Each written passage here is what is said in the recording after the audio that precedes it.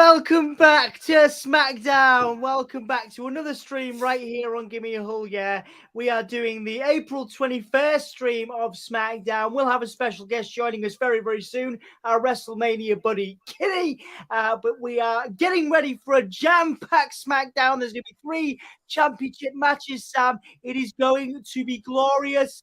As if Bobby Roode was in the building. Yeah, I'm going to catch up with you in a minute because it's been a while. Well, it hasn't been a while. We've been doing streams all night. But I'm looking forward to catching up with you soon. And we're looking forward to having our special guest join us soon.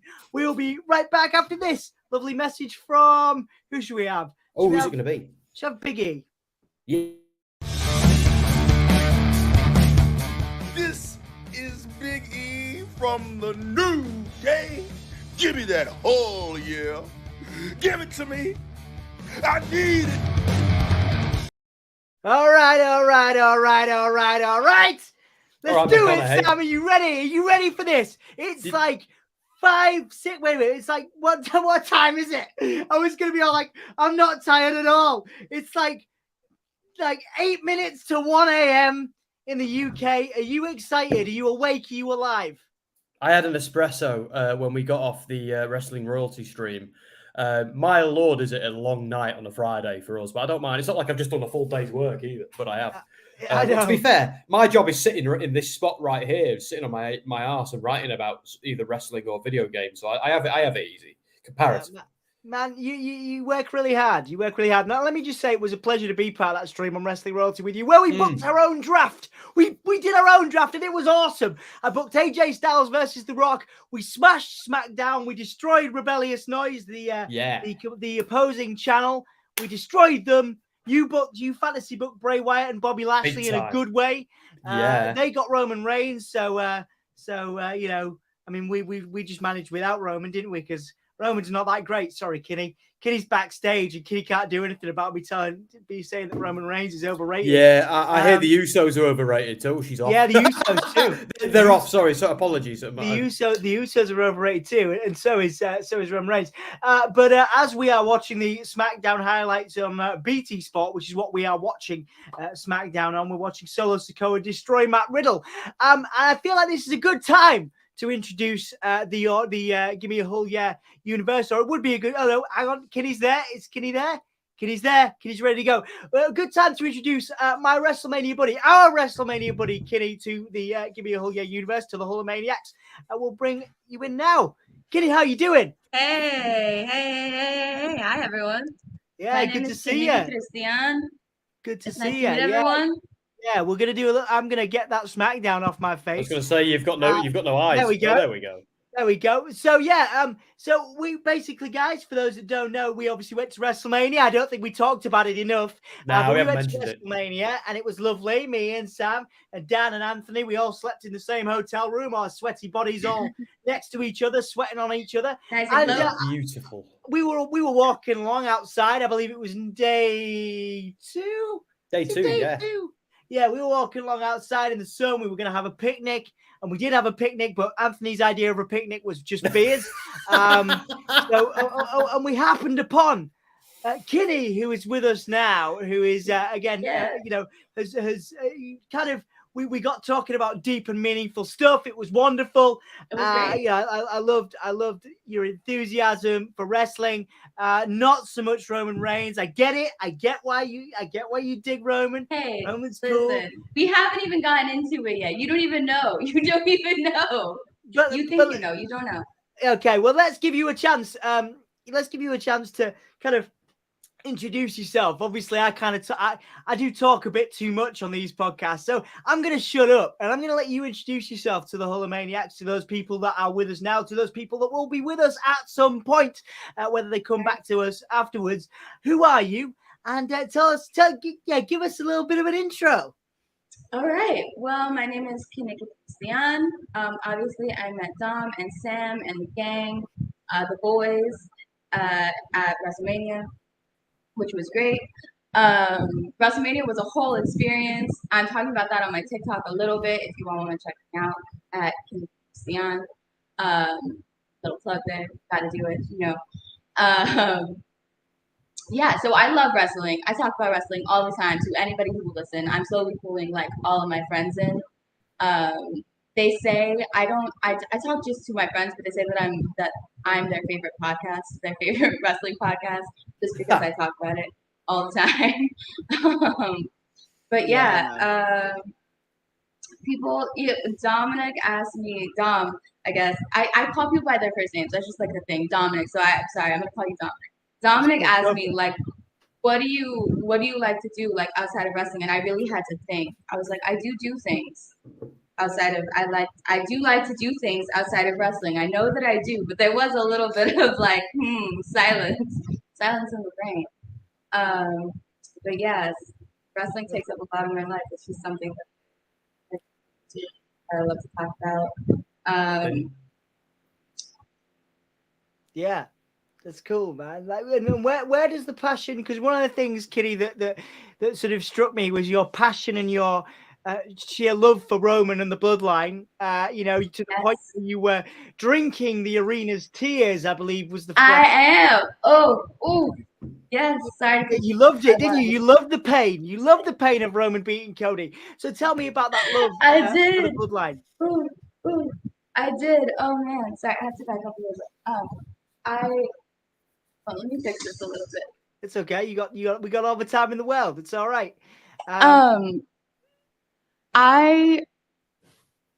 Let's just fix this a little bit.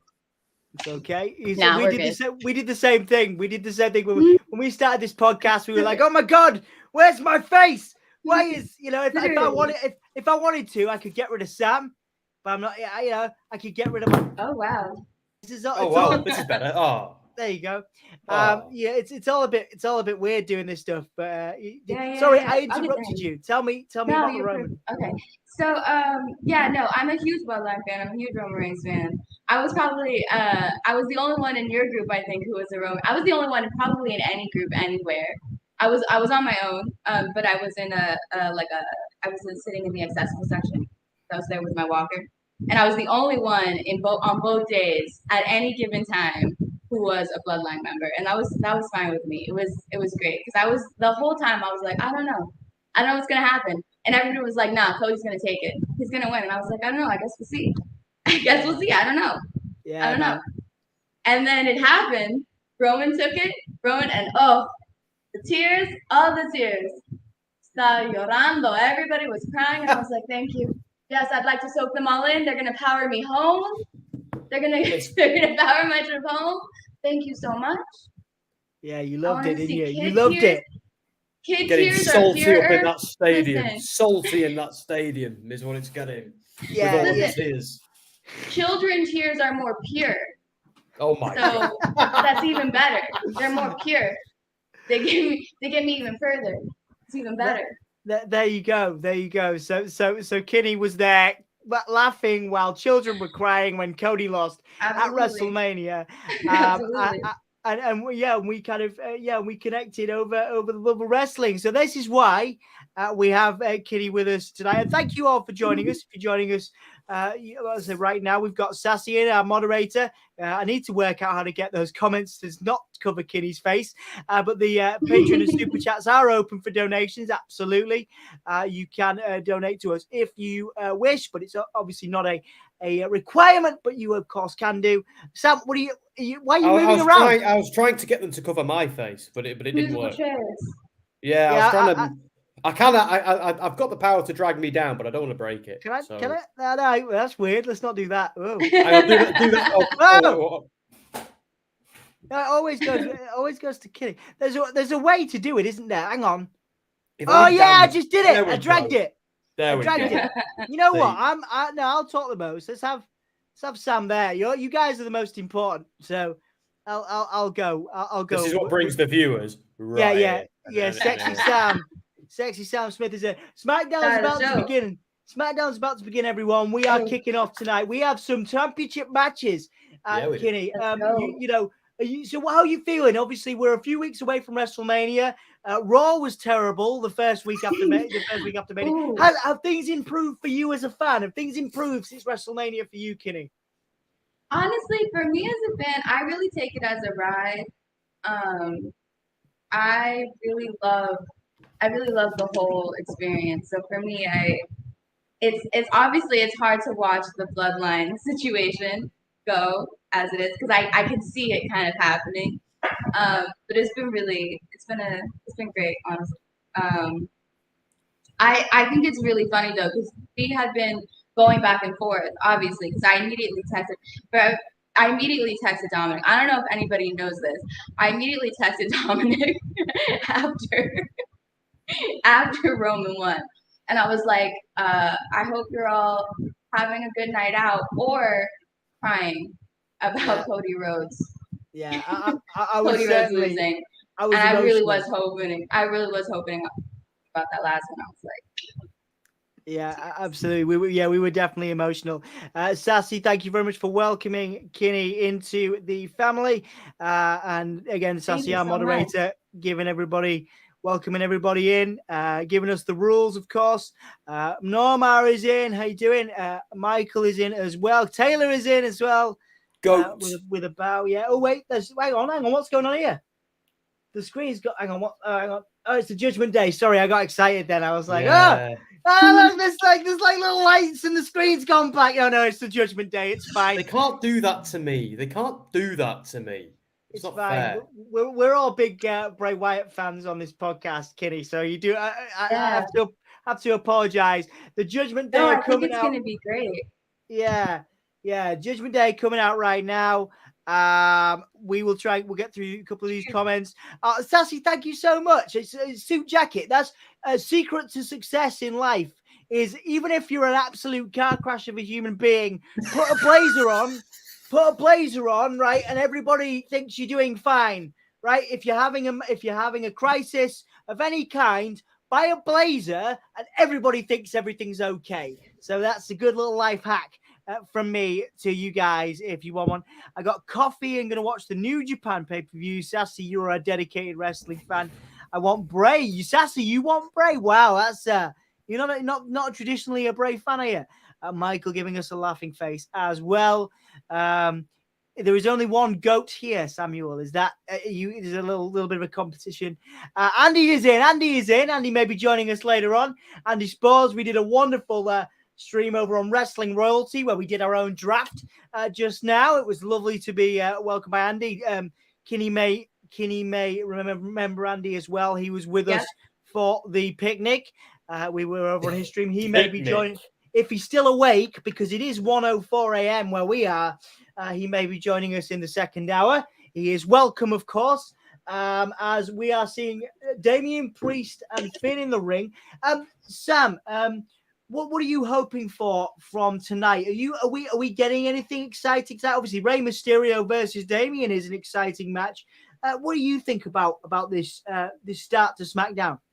It's so far so good, but and we're going to need a vote when Hassan's around. Oh yes, of course. There you go, Hassan. Don't say I never give you anything. I'm a bit worried there might be. How do I say this politely? Arriving early before Backlash. Does that make any sense? You mean finishing early? You mean you're trying to say that? That's what you're trying to say.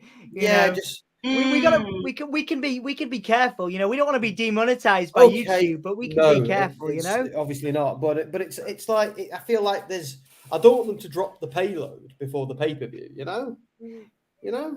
Can we get away with that? Is that too rude? We're fine. Yeah. We're fine. Kinney, the LWO was recently reformed just before WrestleMania. Rey Mysterio looks to be leading the faction. Yep. How do you feel about the LWO, Kinney? I don't know yet. I think the reformation of it could have gone a little bit smoother. I'm always a little bit like when they start bringing up older. I think they really want Legado to pop, obviously, and I think they should because I think they have really strong members all put together. They obviously have a really strong aesthetic that I really like. I love Santos personally. I think he has a lot of charisma. I think he has a lot of talent. He does this particular thing, which I think if he could just hone in on it and use it a little bit more carefully and a little bit like just deploy it a little bit more with a little bit more what's the word I'm looking for? Like finesse. I don't know. Finesse. Yeah, Yes. okay. Finesse and just a little bit more, I guess, like finality with, you know what I mean? But he does that like whistle that he does where he's kind of like calling his move almost. Yeah. And it's very cool. Like it's very like it catches my attention every single time he does it. And it's great. But it doesn't always end in something that you're like, oh, that was sick. You know what I mean? Like that was dope. But and I wish it did because it would be great. Like if he did that and then did like this really sick finisher, then I would love it. So I feel like if they could just capitalize on like his natural kind of like charisma and talent and athleticism, I think you could really get something out of Santos, especially. I really like him. Yeah, I think and he's obviously, a future well. Yeah, go on. Sorry. I was No, going to say, and I obviously, Zelina. Yeah, Zelina's amazing. Zelina's amazing. I think Santos is I think Santos is a future world champion, personally.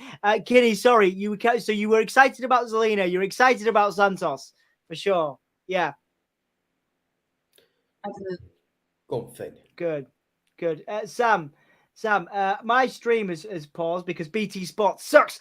Sorry, if anybody works for BT Sport is here, I doubt it. But so can you keep us abreast of what's going on in the ring, and also what do you think about? Do you agree with Kinney's comments there that Santos and Zelina, again, there's something there, and maybe WWE haven't accessed it yet properly? Yeah, I don't want them to be, because like Legado del Fantasma were badasses in NXT. I don't want them just to be minions. Like, do you know what I mean? I don't want them I want them to be in their own right, and they have a certain longevity that Ray doesn't have. Ray's in the Hall of Fame now. He's on borrowed time in many ways. He ain't getting any younger. As insane and talented as he is and skilled. They're the future. Ray is, I don't want to say the past, he's the present, but we need them to eventually come out of this shadow. And I don't know if the LWO is the way of doing that, but I do think the LWO is a lot more marketable than Legado del Fantasma was. I think the average fan might not take to that gimmick. It worked great in NXT, but here, like, everybody knows what the NWO is, and they can't bring back the NWO because we'd all grown. But they can absolutely do the LWO again, 100%. Makes all the sense in the world. I think it's a wonderful gimmick to bring back. I think it's about representation. With the WWE increasing audiences all over the world. Again, it's a way for Rey Mysterio when he retires to still remain in WWE. Could be a manager, and like you say, it's exciting for a lot of people to see the LWO return and that representation there.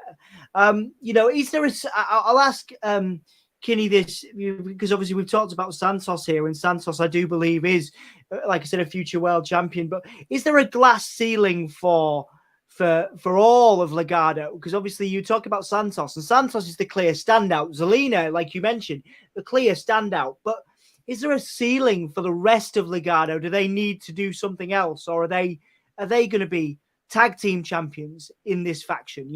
What do you think about that, Kinney? Do the rest of Legado have a future as well as strong as Santos? I think they could. I think that they have a lot of the raw material that they need. I think that they like Santos. I think that they just need to fine tune it. Yeah. Some of it too is just that, and I talked a little bit about this with Dan on Monday, but that WWE creatives are just, they don't give the talent enough to work. And so there's a little bit of, when the talent doesn't have enough to work with, you can tell, you can see it. So yeah. So yeah, Sam, any thoughts on that? Because it feels like, again, it feels like the other members of Legado don't have that, you know, and again, maybe it's down to again not having enough to work with. But I don't know what your thoughts are on that. You know. Well, yeah, I think it's a testament to someone like me who remembers everything, to who forgets Cruz del Toro's name. Do you know what I mean? That to me suggests, like, I knew him when he had his previous name, and I you know, Raul Mendoza, and I sometimes still call him that. And to me, the Joaquin Wilde, we need to see more of these two guys being individuals, because when they're just wearing the exact same suit or the exact same ring attire, they just look like henchman A and henchman B. So they need to kind of develop their own styles, their own personalities, and come out of Escobar's shadow a little bit. Because let's not forget, because I don't remember Raul Mendoza from the Indies, but I do remember Joaquin Wilde. Joaquin Wilde was DJ Z, or DJ Z to us on this side of the pond. He was amazing on the Indies, amazing on Impact, and he. Those of us who watch AAA will remember that horrific bump he took, which nearly killed him and put him out of action for about a year. And that's the reason he has the tattoos he has, because he has a colossal scar where he nearly got impaled on like debris and like. So every time I see his tattoos and I see his scar, I think back to that moment. So this is a guy, mate. Oh, it might be on YouTube. But I remember him so vividly, not just for that, but all the other things he did. And the whole time he's been in WWE, apart from his introduction when they did that tournament, and he was like, I am Joaquin Wilde, and I had that accident that ruined my perfect six-pack. Like, I haven't seen any personality from him since then, really. He's just been Santos's minion. So that's what they need. It's like the Judgment Day. They all have their own personalities, but they work as a same with the Usos. Like, nobody can ever go, which Uso is that anymore? You know which one is Jay, and you know which one is Jimmy. That's what they need to do with Legado if they want them to become a stable and not just one guy and two lesser guys. That's what I think. Because Santos Escobar is a star, no matter what he does, babyface, heel. Because you won me over. You said he's going to be a great babyface, and I wasn't sure. And I knew it. I'm now feeling it. I'm not so sure I'm feeling Zelina. I think Zelina is. I think she's born to be a heel, though. I'm not feeling the babyface Zelina. I don't know about a babyface. I think she could do a baby. I think she could do an interesting babyface. A more complicated, like a Seth Rollins-like babyface, right? Yeah. Not a straightforward babyface, but I love Zelina. So I still remember that line she gave. They asked her about the bloodline, and she gave this line where she said, "I'll remember to wear heels so that they'll hear my my heels clicking on the cement." So they'll know I'm coming. Something like that. Oh, it was such a good line. She was talking to the commentators, and I was like, and the delivery was so good. That Zelina's money. She's great.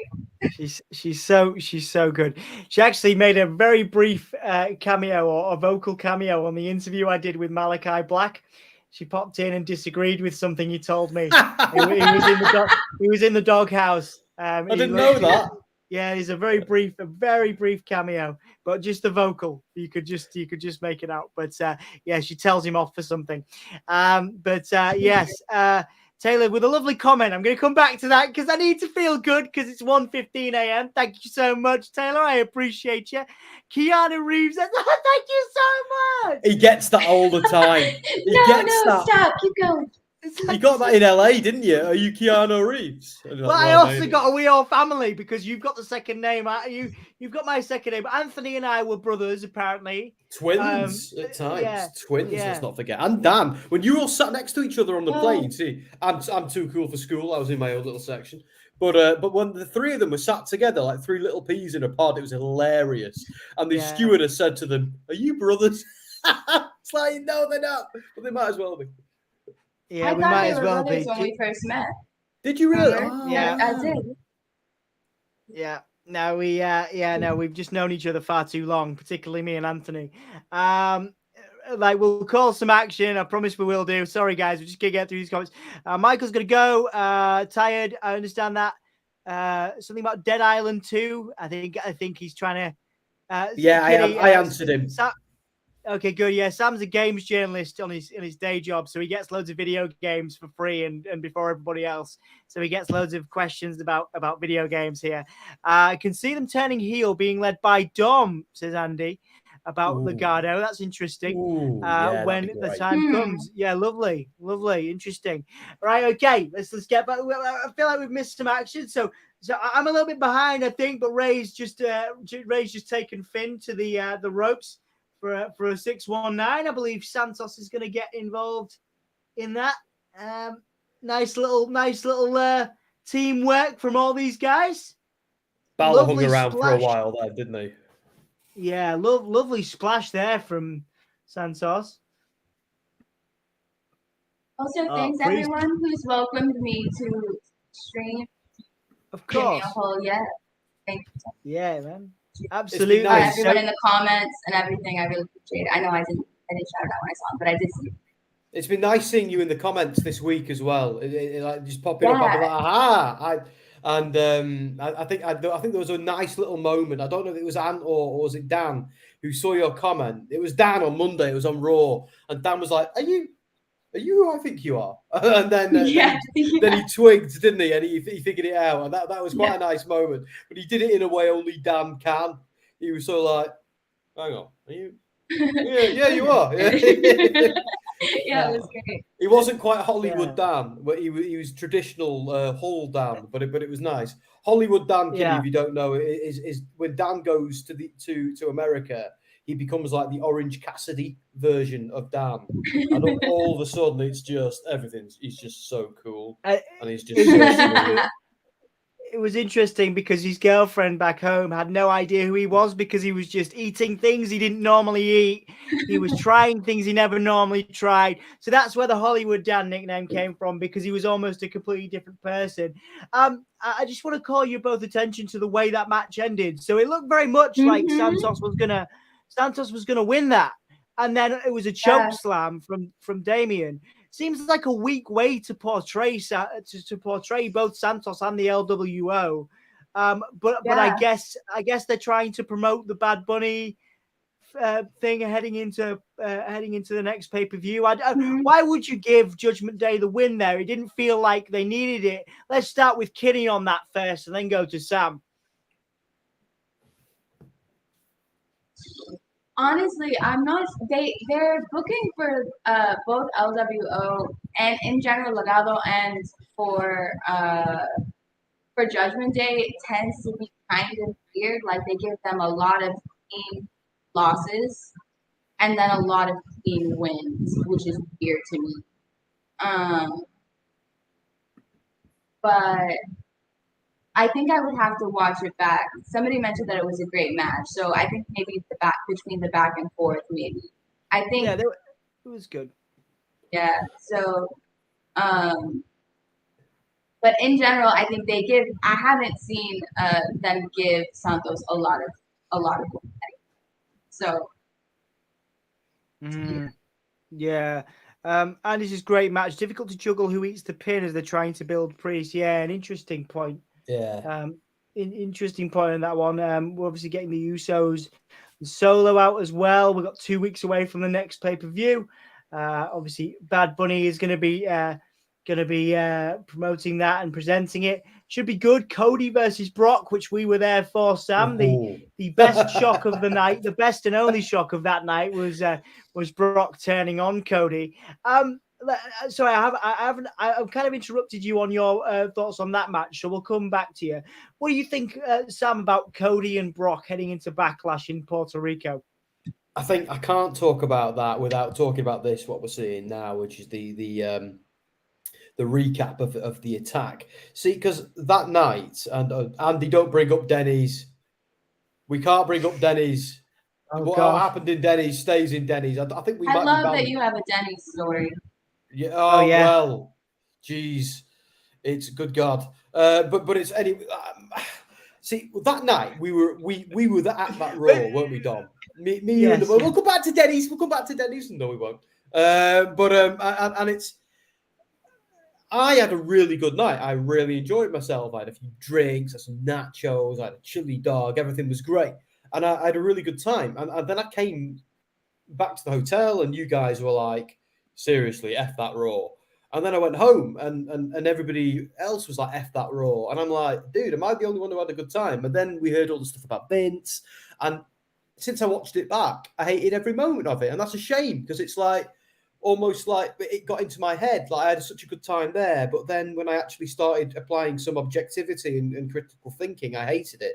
And I don't really watch wrestling for objectivity and critical thinking. I lose it to escape the trappings of intellectual life. But anyway, so to answer your question, Dom, I'm not going around the houses as I tend to tangentialize, but I'm game. I want to see it. That's a match. Cody Rhodes coming back to WWE. A match against Brock Lesnar was something I always wanted to see. Now we're getting it. Don't like how they got there, and I don't think they're ever going to tell us why Brock did that. I just don't think they can be bothered writing the story. But I want to see the match. I'm looking forward to it. Wish I was going to Puerto Rico, but I'm not. But anyway, there we go. Maybe next time. Kinney, Brock and Cody, does that do anything for you?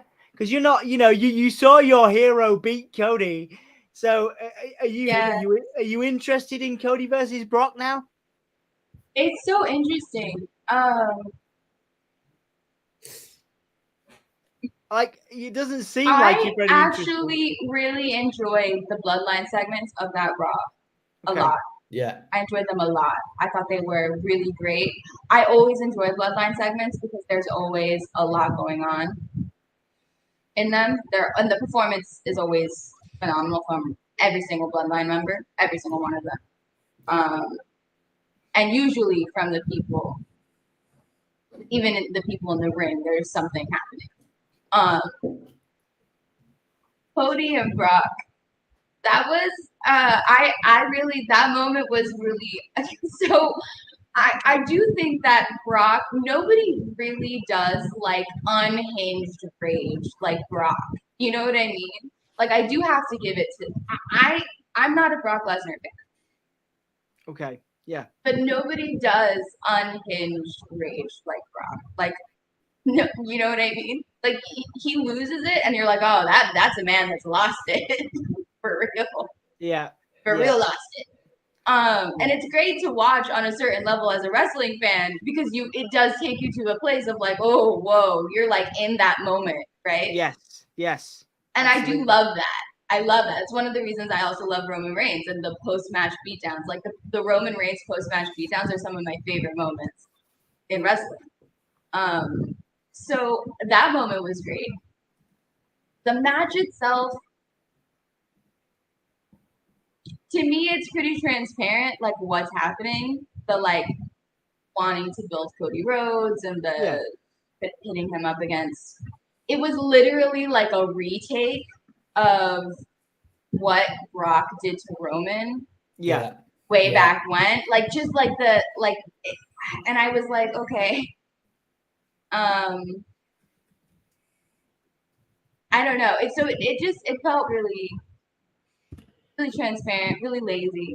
Yeah. As creative tends to be, like WWE creative tends to be really lazy. Like if you wanted to build a Brock and Cody Rhodes story, I'm sure you could have, and you could have done it better. Yes, not just like Raw after Mania. Let's just blow the load and do it because we've got a paper. We've got that was the term I was trying to avoid saying before. Yeah, but, we've got a pay-per-view to put in Puerto Rico to build, which is less than like 5 weeks away. So let's get this show on the road. It looks like we're also getting another very quick build because Zelina Vega was just backstage with Adam Pearce talking about having a championship match with Rhea Ripley at Puerto Rico, and it looks wow, it looks like that's happening in Puerto Rico. It would make sense. It would make sense. And Kinney, you must be excited as a Zelina fan to see Zelina in that kind of role because she doesn't normally get that kind of match. But also, I mean, unfortunately, you can't really say Zelina's got a chance of winning, can you? Can you say Zelina's going to beat Rhea in Puerto Rico, Kinney? No. No. It's going to be a squash match. But it might get her over as a babyface. Yeah, it's going to be a banger of a squash match, but it's going to be a squash match. Yeah. I think you're right. No, Mas, it doesn't seem like they put Cody in a typical Lesnar squash match. Lesnar wins. Seems like it would be after an epic battle. Which for a Brock match means 4 minutes and not 2. So yeah. But I'll take it though. At this point, I'll take it. And can we just draw attention to this promo package they're doing about Shinsuke Nakamura looking like an MMA fighter, which he actually used to be. Oh, I love Shinsuke. Shin used to be a Val Judo champion. So remember that. Like Shinsuke Nakamura isn't just like the guy from New Japan and does a bit of comedy in WWE and a surfer. He can legit batter you, Shinsuke, and people forget that about him. He is legit, like Brock Lesnar. He's legit. And what was I going to say about Brock Lesnar? It feels like they've regressed WWE with the storytelling a little bit, because we think about the bloodline. What's made this bloodline story so brilliant is it's been about friendship, it's been about family, it's been about betrayal, it's been about acceptance.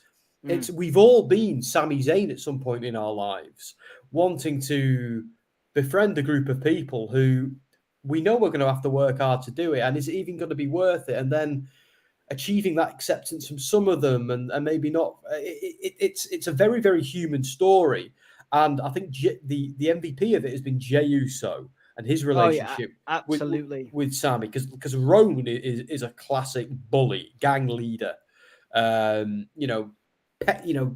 using people's insecurities against them and playing psychological mind games, where Jey might be the real hero of this story. And I think it not necessarily the guy who takes the title off him, but it'll be Jey who dismantles the bloodline eventually. Jey's the hero in this story, and the one who needs the redemption before anyone like Roman or Solo or Jimmy can get it. Jey needs to be the catalyst here, because ultimately, I think that the story here has been the friendship between Sami and Jey. I think that's what it's always been really about, and that's such an interesting thing for WWE to explore, and it's why this has worked so well. And I'll shut up now. Good storytelling. No, it's great to have your viewpoint in that. And it is very good storytelling. And I want to get Kinney's viewpoint on that as well, in terms of, again, the dismantling of the bloodline and when that comes, because obviously you were a bit of a bloodline super fan, Kinney. So do you think that the end of the bloodline comes when Jey turns against Roman, when the bloodline is fractured, or do you think it ends another way? What are your thoughts, Kinney, on that?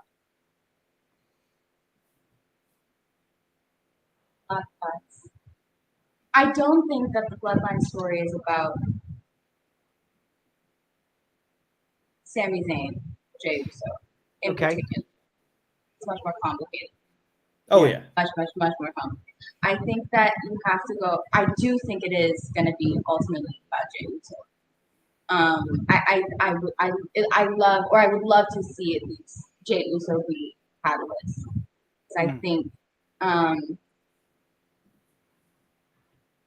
I think that Sami Zayn acts as a catalyst in and of himself, right? Mm-hmm. Like he represents something, represents a problem within the bloodline that grows and grows and grows. And way back at the beginning in the formation of the bloodline, Jey never actually throws in the towel, right? It's Jimmy who throws in the towel for him. Yeah. To acknowledge the tribal chief. So I do love the idea of that kind of festering impulse. And in Jey too, right? And that kind of like a fungus. Like a fungus growing. And building. And that Roman really, he builds the bloodline because I think out of a sense of deep vulnerability, right? And protection. And that he builds it because this is the only way he can see to achieve what he thinks he needs to achieve to protect his family and the bloodline. And in a way, he's not wrong. Yeah. Because this is the only way he's achieved what he's achieved for his family. So it's this really vicious cycle that he has kind of trapped them all in. Yeah. And I think if you watch Roman's performances, you really see that vulnerability. Like when Jay leaves the ring after they're literally jumping Sammy out of the bloodline, right?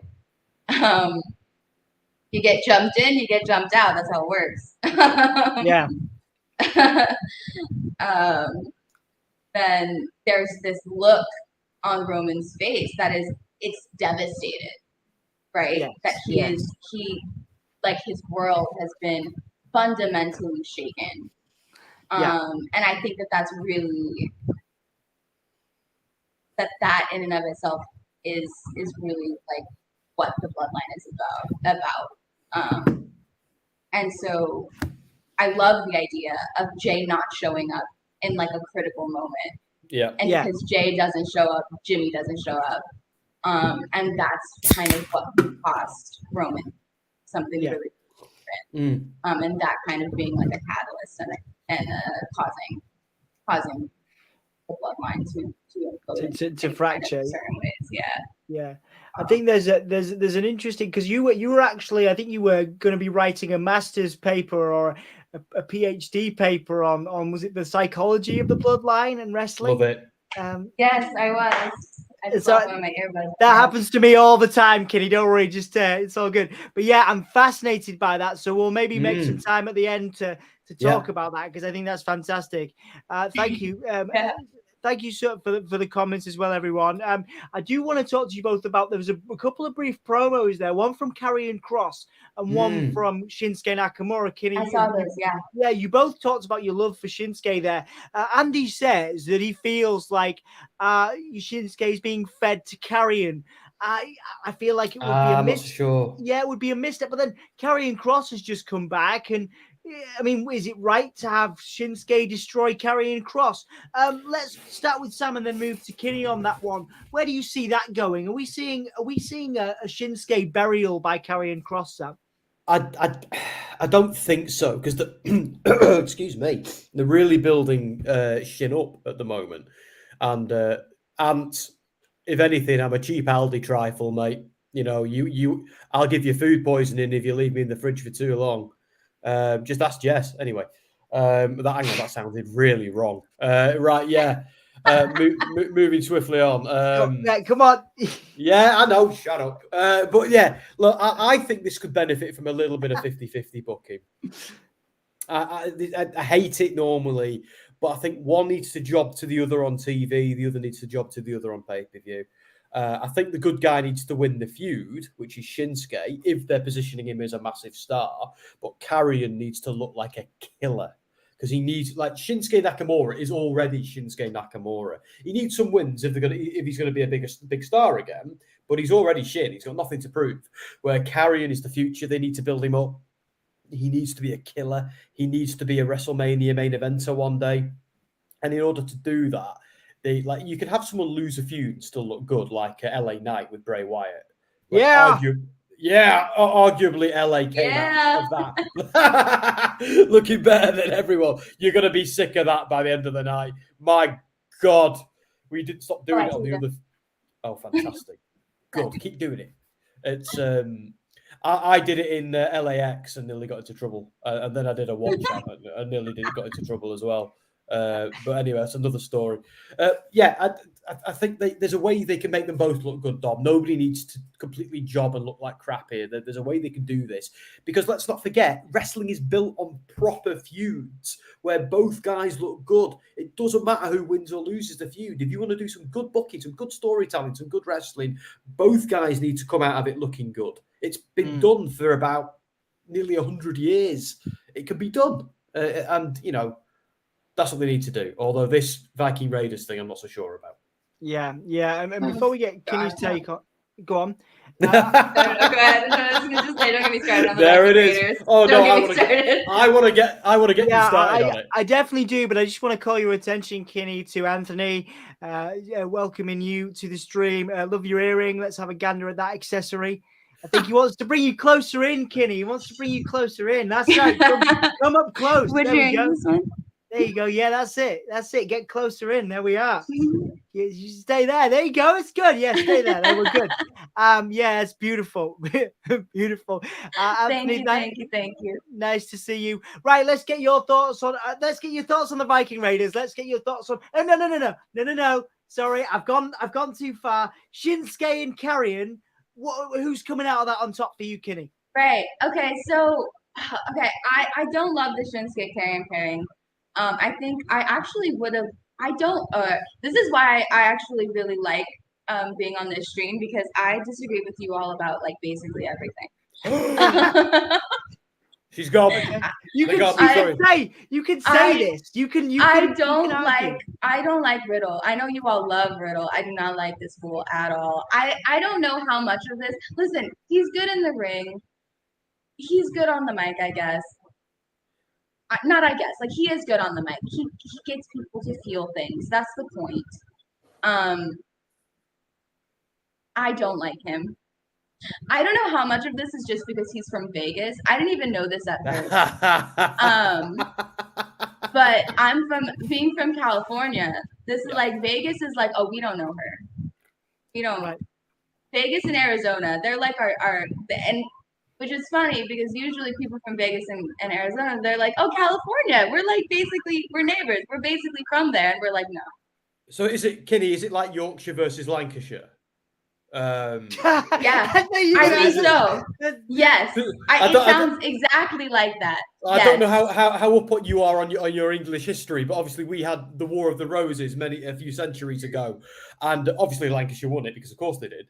But it's but it's something that it's the banter of it has never ended. So is it a little bit like that? Is it like okay. friendly rivalry? Yes. For context, Kinney. So the reason why the podcast is called "Give Me a Hull Yeah" is because myself, Anthony, and Dan are based in Hull in East Yorkshire, which is known for basically its fishing industry. It's all Googleable, like everywhere else is. Check it out. But Sam is from Preston in Lancashire. So he is the only member of the podcast that isn't from Yorkshire. And so there is a little bit of friendly rivalry between us all. But we all come together for the spirit of the Hullamaniacs. You're now a Hullamaniac, Kinney. Welcome. And thank you to everybody else that's joining us. Did I interrupt you? Did I go up? Did my ADHD brain just interrupt it? Sam, get me back on track. What was I on about? What were we talking about? I don't bloody know. Who's going to keep me on track? Like, okay, all right. Well, we were talking about Yorkshire, like Shinsuke. There you go, Shinsuke. Oh, I was going to say, I actually would have liked to see Shinsuke up against Riddle. Yeah. I actually think Shinsuke up against Riddle would have been really smart booking. Riddle just came back. Shinsuke just came back. And Riddle had this moment where he was like, no, I'm serious now. I'm really doing this, which, we all know why he was gone, which is like, it's whatever. People go through stuff. I would love to see him actually, that match he had with Seth where they did the no DQ, like, it was a specific match that had only ever happened in NXT, I think, right? Potentially. Can't remember. But it was great though. And they did like a specific type of match that was very like MMA focused and very combat. The fight pit. Fight pit. Thank you. Fight pit. They did it combat. Yes. They did it with Riddle and Seth just before Bray came back. God, that was amazing. Sorry. The fight pit. Yeah, I would love to see like a fight pit type of match between Shinsuke and Riddle. Because they're both former MMA guys. Exactly. With Shinsuke as the heel as well would be good. I don't think Riddle would be the heel in that. I think Shinsuke would. No, exactly. He could. No, I was gonna say he could make that work. Just want to say good night to Anthony. I'll pick you up tomorrow morning at 11 a.m. We're gonna go for breakfast. I will see you tomorrow morning, dude. And good night. Sleep well. Sorry, Kinney. What were you saying? I interrupted you. I do apologize. No, I think I get excited, so I get like yeah, I love it. yeah. Love it. Love it. It's good. It's good. So okay. Now I want your thoughts on the Viking Raiders. We've got the Viking Raiders in the ring now with Ricochet or Bricochet, as I like to call them, Braun Strowman and Ricochet. Why have you got a problem with the Viking Raiders, Kinney? Oh God, I'm into gimmicks. I like a good gimmick. Like Maximum Male Models, love it. Love a good gimmick. That gimmick is so good. So good. Yes, So it's not even that it's like a bad gimmick. It is a bad gimmick. It's the way that they have chosen to portray it. I don't like. Is her name Valhalla? Valhalla now, yeah. It's the worst. Represent It's the worst. Valhalla? Does she the dreadlocks, the I don't like any of it. I don't like any of it. It's just it doesn't work for me. It just doesn't work. I get that there are people who are into it. It just does not work for me on any level, on a performance level. Which is a bummer because the wrestlers themselves are very, very, very talented. Like if you actually see them move in the ring, they're great. It's the gimmick itself is not good. I don't like it. It's saying the word, isn't it? It's the minute you say the word Viking, you explicitly when it's just overt like that, it's a gimmick killer. Like people can do subtleties. Like when they were the War Raiders, they were obviously a bit Viking themed, but they were just two wrestlers who were just embracing their inner, that they were channeling that. Where then they became the Viking Experience. Kill me. Then they just Viking Experience. Do you remember that? Medieval times or something. It was just and then they became the Viking Raiders, and they started dressing like extras from History Channel's Vikings. And it's just if they just done this with some subtlety, like Sarah Logan could still do all the Valhalla BS, but without calling herself Valhalla, just be Sarah Logan and just live the gimmick as normal people. Don't pretend and cosplay your Vikings. Be wrestlers with an appreciation of Vikings. That would have got it over. Now it's just silly. And every moment, the minute they come out, they break kayfabe. The minute they come out, they kill the business. So I agree with Kinney. It's a crap gimmick. It's too OTT. They need to go back to the drawing board, make these guys just legit killer wrestlers who have an appreciation for the Norse and make it subtle. And rant over. We agree on that. We agree. Yeah. I mean, Valhalla's staring down Braun Strowman right now and doesn't look afraid at all. She looks like she's going to cast a spell on him or something. She's distracting Braun, and the Viking Raiders are now in control of the match. And this is the other thing, like, are the Viking Raiders going to go over here? Are they getting pushed because Braun Strowman and Ricochet have been presented as the best tag team on SmackDown, aside from the Usos, I think, for a very long time. So are we actively seeing, as I think either Eric or Ivar goes to the top rope now, gets that splash? I think they're going to win. They better not. No. Braun kicked out. Of course, Braun kicked out. The Viking Raiders are going to lose now because Braun kicked out of their big finisher. What is... Braun Strowman and Ricochet. Let's get both of your thoughts on that tag team. A makeshift tag team that, in true WWE fashion, has actually turned into something that people can get behind. Let's start with Kinney and then go to Sam. Your thoughts on Ricochet, as I call them, Ricochet and Braun Strowman, Kinney. Ricochet, that's good. I like that. Just nip into the bathroom, guys. Won't be long. Yeah, no worries, man. You're okay. I'm going to take you off stream. Ricochet. They're not really the tag team for me. I think that they work. I think that their entrance needs work. Yeah. They need to work on their entrance. I think that they need to finesse some of their tag team moves. I don't know. I have a hard time. For me, story matters a lot. Yes. Like a lot. And so I have a hard time getting behind a tag team that doesn't have like any story. Background. Yeah. Yeah. And so creatively, I think I'd like to see, but then it's Braun Strowman. So like, what are you gonna do? Yeah, Braun No Strowman. shade, but like, there's only so much you can do with the Braun Strowman. Big man, big strong man. man with beard. Yeah. Yeah, literally.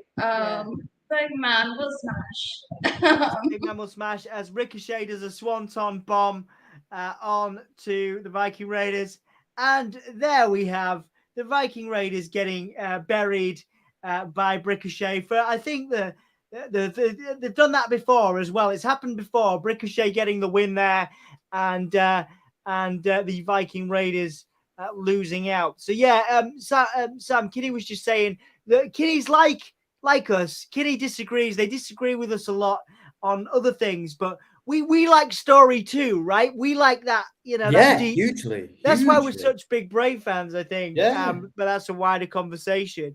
Mental.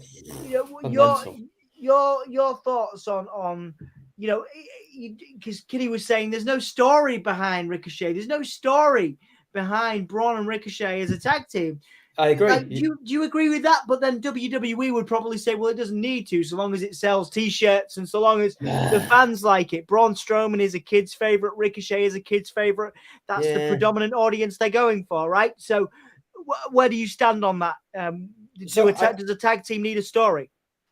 Yes, I get that they are quite a tag team that the kids will like. And they kind of like, despite them, they kind of work quite nicely as a tag team, and it's not too late to give them a story or put them in a feud that fleshes out both characters. However, here's the issue with Braun Strowman: when they're bored of him and they don't know what to do with him, they stick him in a random tag team.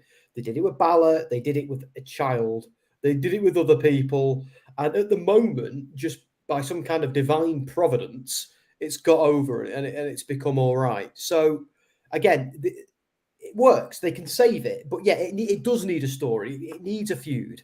Maybe somebody needs to get in their head and point out their differences. And for both of them to think, do we not work? Are we too different? Big guy, high flyer.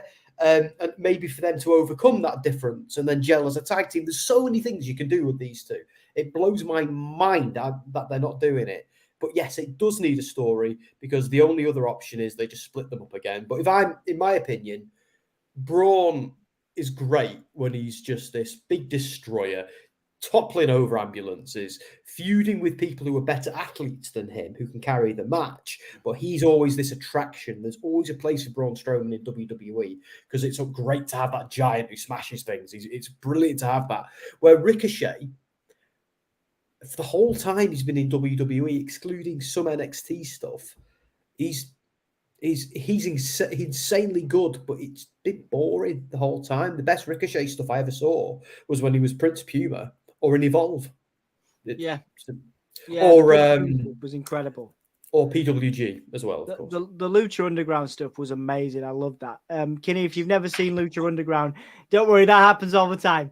If you've never seen Lucha Underground, check it out. It's amazing. It's so cool. Yeah. Sassy's got a comment about Norse mythology. Norse mythology is a great gimmick, but you have to educate the fans. Vikings have a history of being plunderers and subjugate others. They could try to make them assassins or mercenaries as the Vikings. That'd be interesting, yeah. Yeah, I'm a massive Vikings geek. I've been to Lindisfarne and I've read all the sagas and all of that, and I've even dabbled in a bit of writing about it myself. There's a few figures from history who haven't had their stories told, and part of me, as the writer in me, would like to do that. But yeah, this is the lowest common denominator Vikings. But it's WWE. It's not going to be Shakespeare. It's going to be WWE. But they still could have done it with some subtlety. I think. Have a gimmick inspired by something. Don't overtly shout what it is. You know? Yeah. They don't call Dexter Loomis serial killer Dexter, do they? You know, like there's more they can do. I think there was issues with. Sorry, Kenny, go on. No, go ahead. No, I was just saying that they had an issue. They couldn't use the War Raiders, could they? Couldn't use the name War. The term War was the reason why that changed. Their indie name changed from War Raiders to what it is now. Kitty, you were about to say something. I apologize. Oh no, I was just gonna say, Dexter Lumis weirdly won me over once they paired him with Gargano. Oh, see, I was Him the and opposite. Gargano are a weird pairing that I like.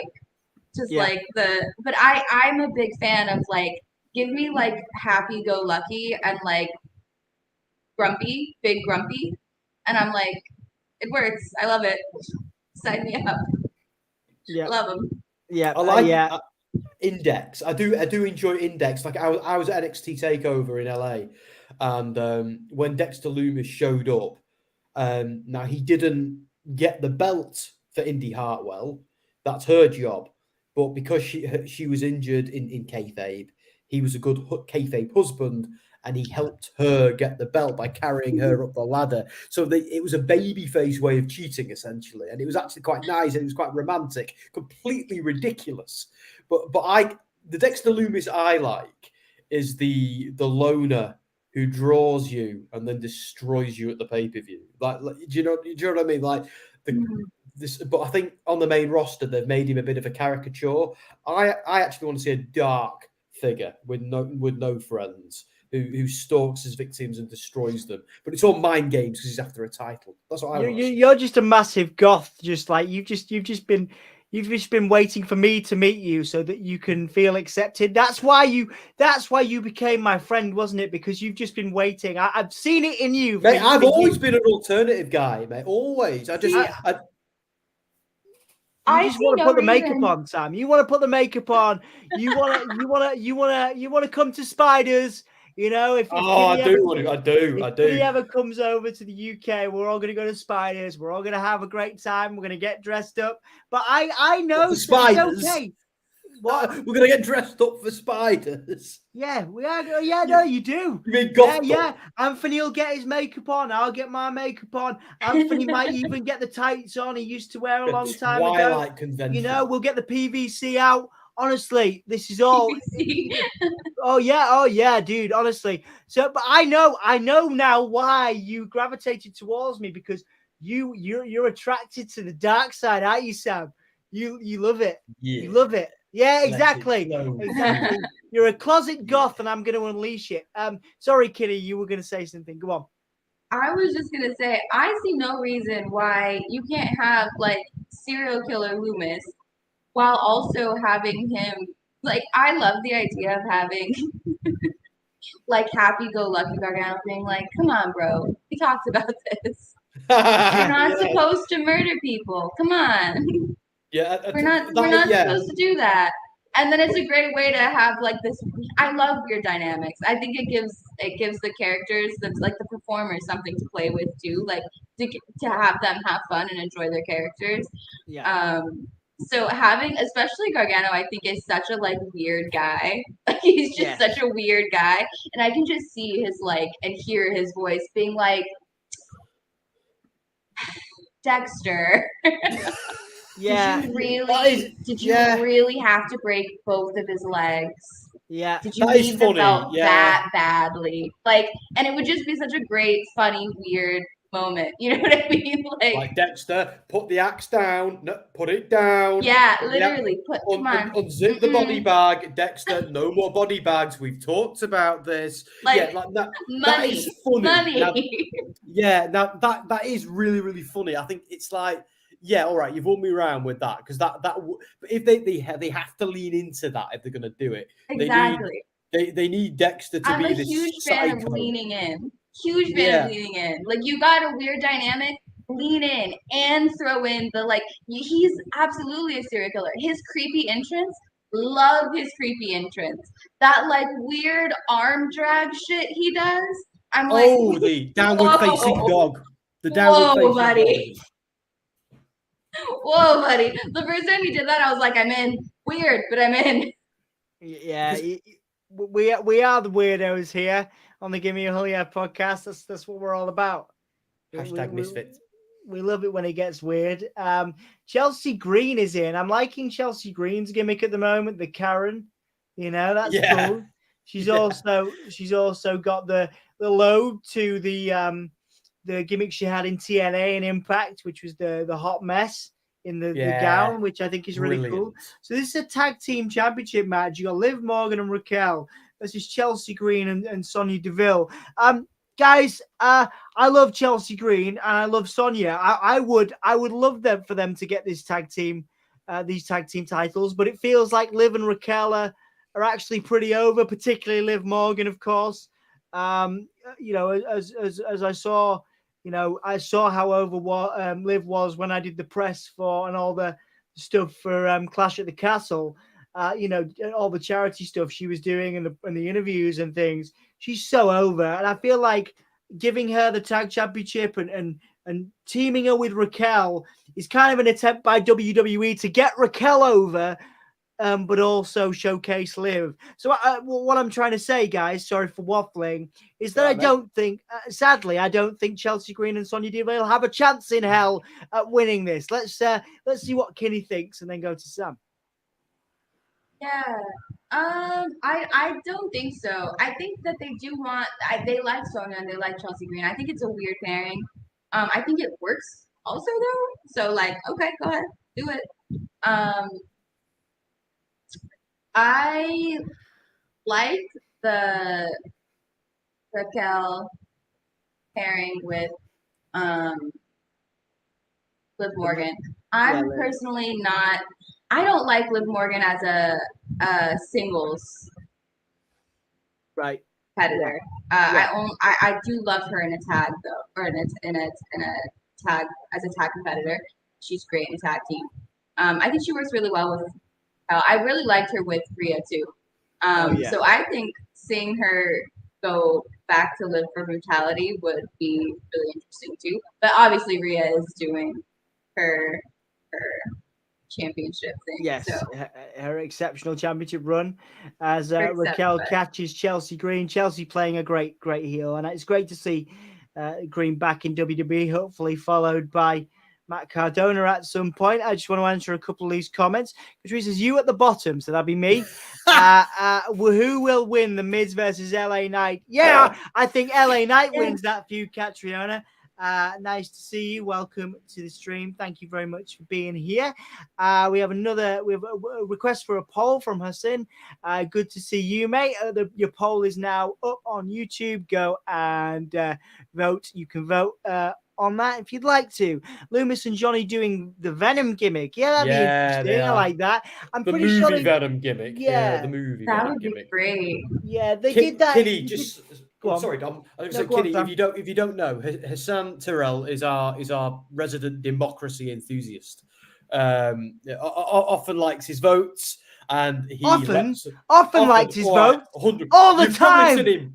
You've probably seen him on the Raw and the Dynamite streams as well. Hassan, if we forget to do a poll, he will make us do it. And what's great is when we were at Mania, and the usual crew couldn't do it, and we had another podcast, The Wrestle Story, helping us out. They couldn't do the poll, so Hassan did his own. So Hassan, we love you, mate. And God, does the world need more of you? Does the world need more of you? We do, right? Especially now, blimey. Yeah, I might get a bit stressed. I might seem like I'm getting stressed at you sometimes, but I'm not. I don't mind doing you. I don't mind doing you a vote, Hassan, and it's lovely to see you and have you consistently be part of our community. So thank you. Sassy does not like the Karens. I love great name. Right? Great name for this tag team. Katrina, how would you feel if Kenny Omega got fired from AEW and went to Raw and had a rivalry with Brock? I'm game. Yeah, I don't think that's ever going to happen. I think Kenny, if Kenny's contract expires in AEW, then he may go to WWE. There's nothing much left for him to do, but I don't think he's ever going to get fired. Tony Khan certainly isn't firing Kenny Omega. Catriona, but an interesting question. Nonetheless, never will happen. Kenny would go back to Japan. Interesting point from Staffy there. He'd have a run in WWE one day. Maybe not. So. He might never do it, but I think. Every wrestler, every real fire alarm's going off or something. I think every massive AAA wrestler owes it to themselves to check out both sides of the fence. Exactly. Try it out. See what they're both like. Try it out. Yeah. Some won't. Some will stay in their home forever. Others will mix and match and see which one works for them the most. Absolutely. I think. What do you think, Kenny? I'm so sorry. I was watching. What are we It's talking okay. about? It happens. Well, We do it all so- the time. We're talking about Yeah, we do. AEW. Do you watch a lot of AEW? Oh, yes. The Yeah. AEW. Yeah. Right. We were talking about Kenny Omega, right? Yeah. The question was, how would you feel if Kenny got fired from AEW and went to Raw Right. and had a rivalry with Brock?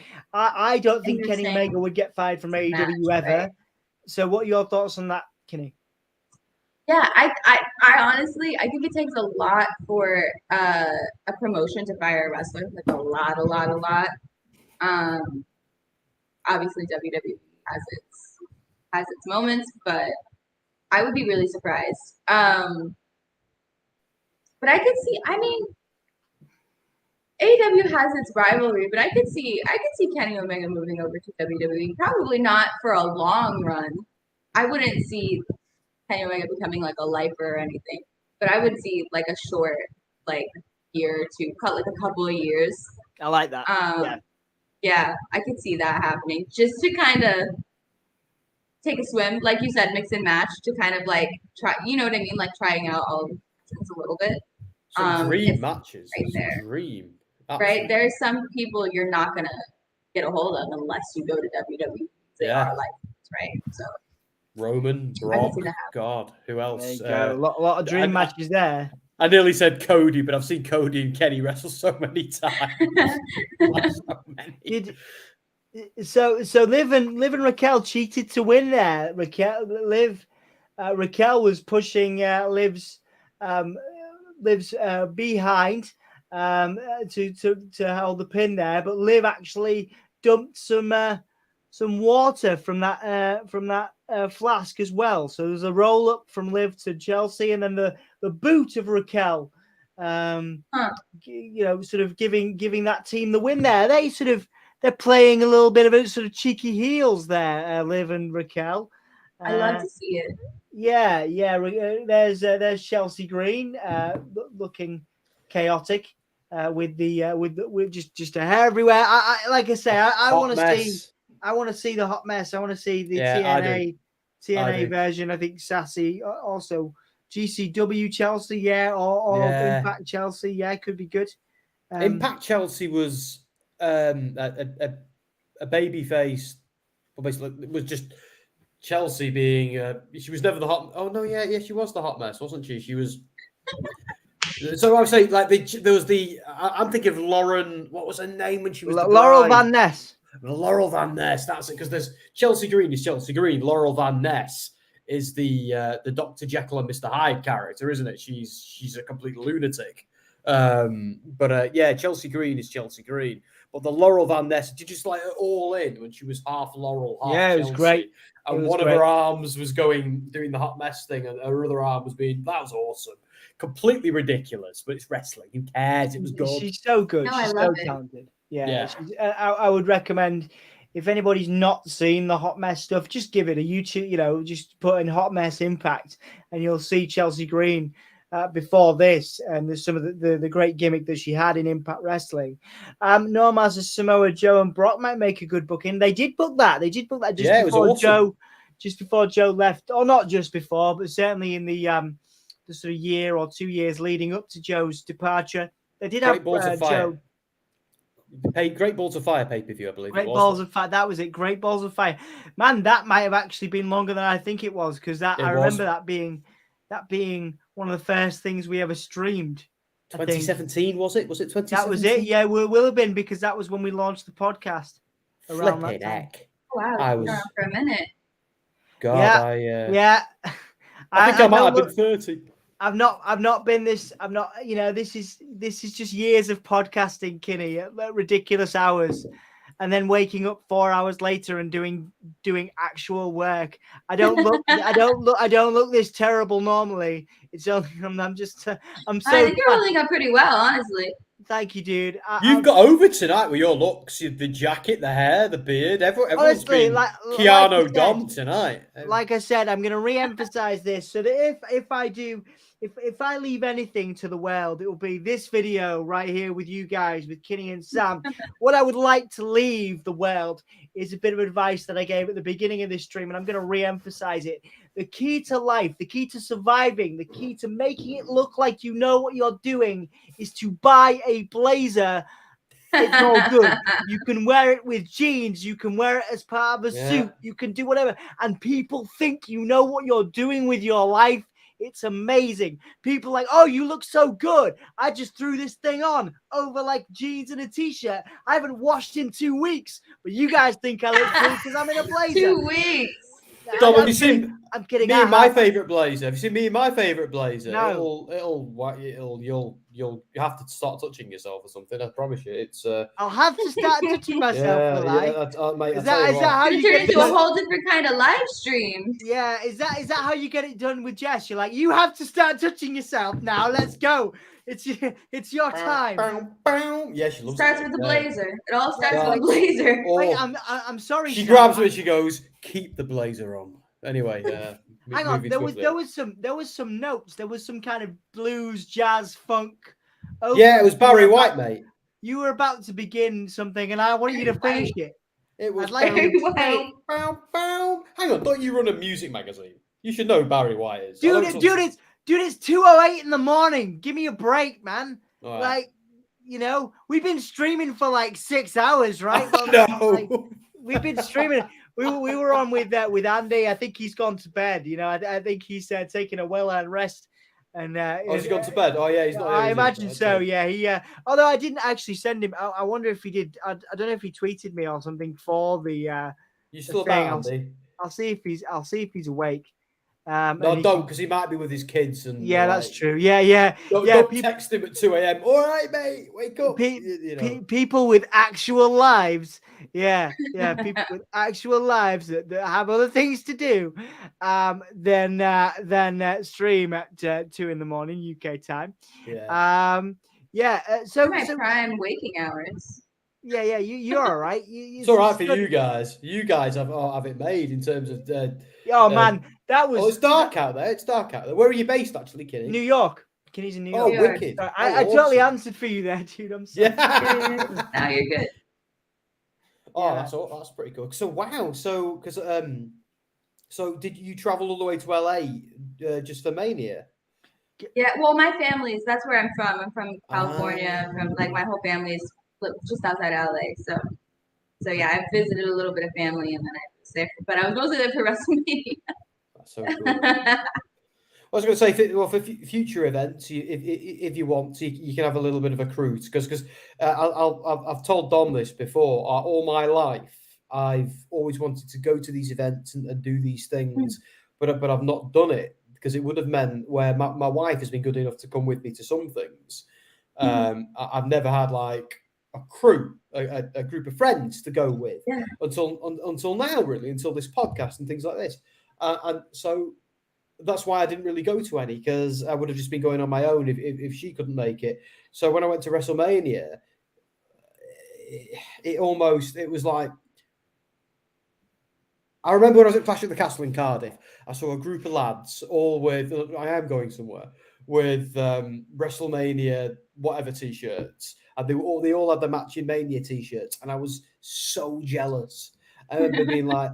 I wish I had that. I wish I had a crew of people I could go to Mania with every year, every other year, or whatever the hell.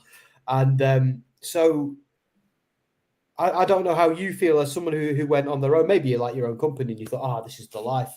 But for me, if I had done that, I don't know. I would have felt a little bit. I don't know. I suffer from loneliness, I suppose, where you might be a much more confident, independent person than I am, perhaps. No, thank you. I really appreciate it. No, I really appreciate that. Yeah, I'll definitely, whenever the big events come around, I'll definitely hit you all up. It was definitely a little lonely. The first night was definitely a little lonely, especially because the Usos lost. So I was going through it. But I met you all the second night. So that was great. I had a little crew the second night. But I'm used to going to like the just the live shows on my own. And so I think I expected it to be kind of like that, but it was very different going to like WrestleMania. on my own.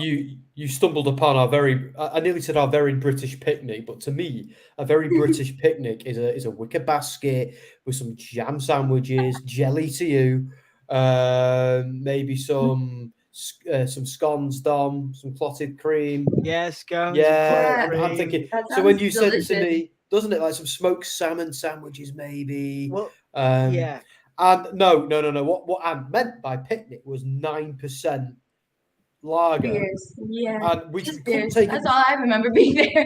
We couldn't take him into the stadium, so we had to flip him drink them all. That's very much an Anthony picnic. I need to be clear. I'm not really a big drinker, and you knocked them back, Sam. You were very impressive. Dan was as well. But yeah, that was very much an Anthony-styled picnic, and is not representative, Kinney, of British picnics. So if you do come over to hang out with us all, you will be. I will treat you to an actual British picnic with scones. Oh my God! Can I sandwiches? What? Yeah, of course you can. Oh hell yeah! We'll do it. We'll go before we go to Spiders. We'll be fine. Oh, so we're gonna wait. So But everybody Martin's has still to with be us. in their outfits. Martin, Dog did you? picnic. I British was picnic. I was drunk, Martin. Did you get any of them beers? They were hardcore, mate. But yeah, so Dom, to get this straight, and we really should be calling Gunther versus Xavier Woods. We should. We really should. Look at those I love specimens. Xavier. I love Woods. He's great. I love his cornrows. He looks awesome. Look at those. It's amazing. I love his whole fit. His whole fit is amazing. The colors and everything. It's great. His guards match. Yeah, he looks badass with that hair. He looks badass tonight. He looks fantastic. Good. I mean, Woods is amazing anyway. He's just apparently, and by all accounts from the people that I know that have worked with him or know him, he's a lovely human being as well, which is lovely. And Gunther, you know, who I've had the opportunity to speak to before for press. He's actually a very articulate person, very nice when you sit with him. But yeah, this match, I mean, this is a great showcase for Woods. And maybe, you know, do you guys think, the question for you, you know, I think we've talked about it before a little bit, Sam. Do you feel like there's a hierarchy in the New Day? You know, Kofi being the most successful, Biggie arguably second most successful, and Woods kind of towing the line there. Obviously, he's had a King of the Ring win, I believe, US Championship. I believe maybe I'm wrong on that one. Kinney, do you believe there's a hierarchy in the New Day? Is there an order? Do you feel like Woods is in the shadow of Biggie and particularly Kofi's success? I don't know. I don't know if there's a hierarchy. At least I would say it's only from the outside. I don't think it's anything that they feel or experience that I can that I've detected or seen or like that. Because I caught their interview, just their dynamic and everything over the past, I don't know, 10 years that they've been tag team. I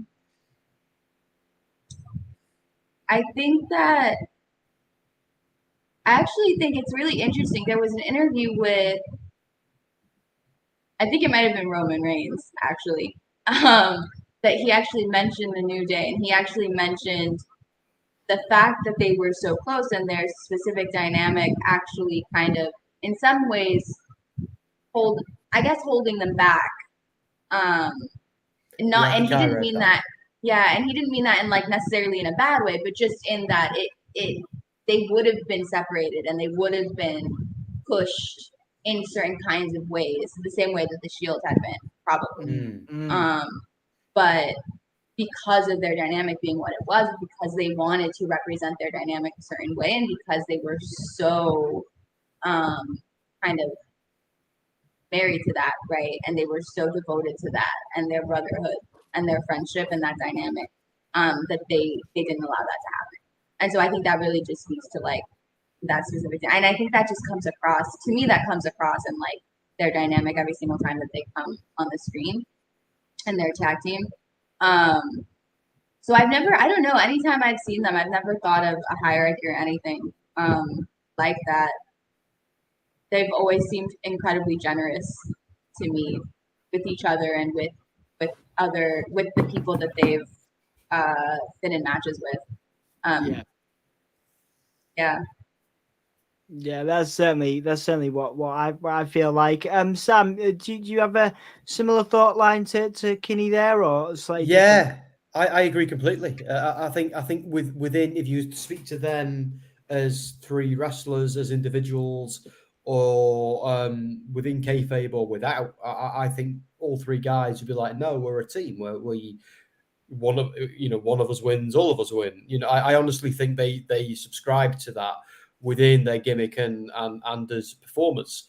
Obviously, Kofi Mania took off, and WWE had to edit their plans and give Kofi his flowers. And Big E it just felt natural with Big E by the time he got there. And it could feel like, I think Woods could get there one day too. It just depends on what way the wind blows, what way the fans go. But I think you're right, though, Dom. I think the fact that both of them have held the big title now makes Woods the odd one out. And I think it's that rears its head.